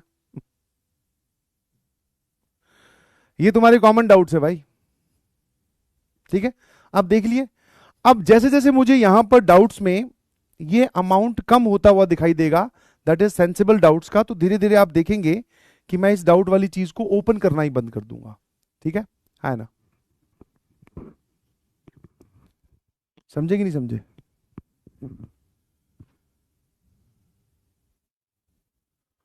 ठीक है, तो अब मैं डाउट सेक्शन को ओपन करूं, आपके डाउट्स एड्रेस करूं, उसमें आपके डाउट्स का जो है वो नेचर डिफाइन करेगा भाई, ठीक है। ये ऐसे ही, अब इसी टाइप की बातें तुम्हें करनी है तो वो तो बीच बीच में मैं कर ही रहा हूं भाई, तो वहां पे तू थोड़ा एंजॉय कर ले, है ना? आ जाइए। प्रॉपर्टी नंबर 3 क्या है? इफ एनी टू रोज और कॉलम्स आर आइडेंटिकल और multiple of each other, then determinant की वैल्यू 0 होती है। If all the elements of any row और column is 0, then also the value of determinant is 0। पहले तो ये वाली चीज समझ ले कि अगर एक डिटर्मिनेंट के सारे एलिमेंट्स एक रो के या एक कॉलम के 0 हैं तो इस डिटर्मिनेंट की पूरी वैल्यू 0 आती है। कारण बहुत ही सिंपल है, क्योंकि जिस कॉलम या जिस रो के एलिमेंट 0 होंगे हम उसी के अलॉन्ग ओपन कर देंगे, तो आंसर इज 0, ठीक है। एक बात तो ये समझ में आई। सर ये वाली बात तो फर्जी है, ये हम जानते हैं। अब वो बोल रहा है कि अगर एनी टू रोज या कॉलम्स आर आइडेंटिकल और मल्टीपल ऑफ ईच अदर, तब डिटर्मिनेंट की वैल्यू 0 होती है, ठीक है ना? अब ऐसा क्यों होता है वो मैं आपको समझाता हूं।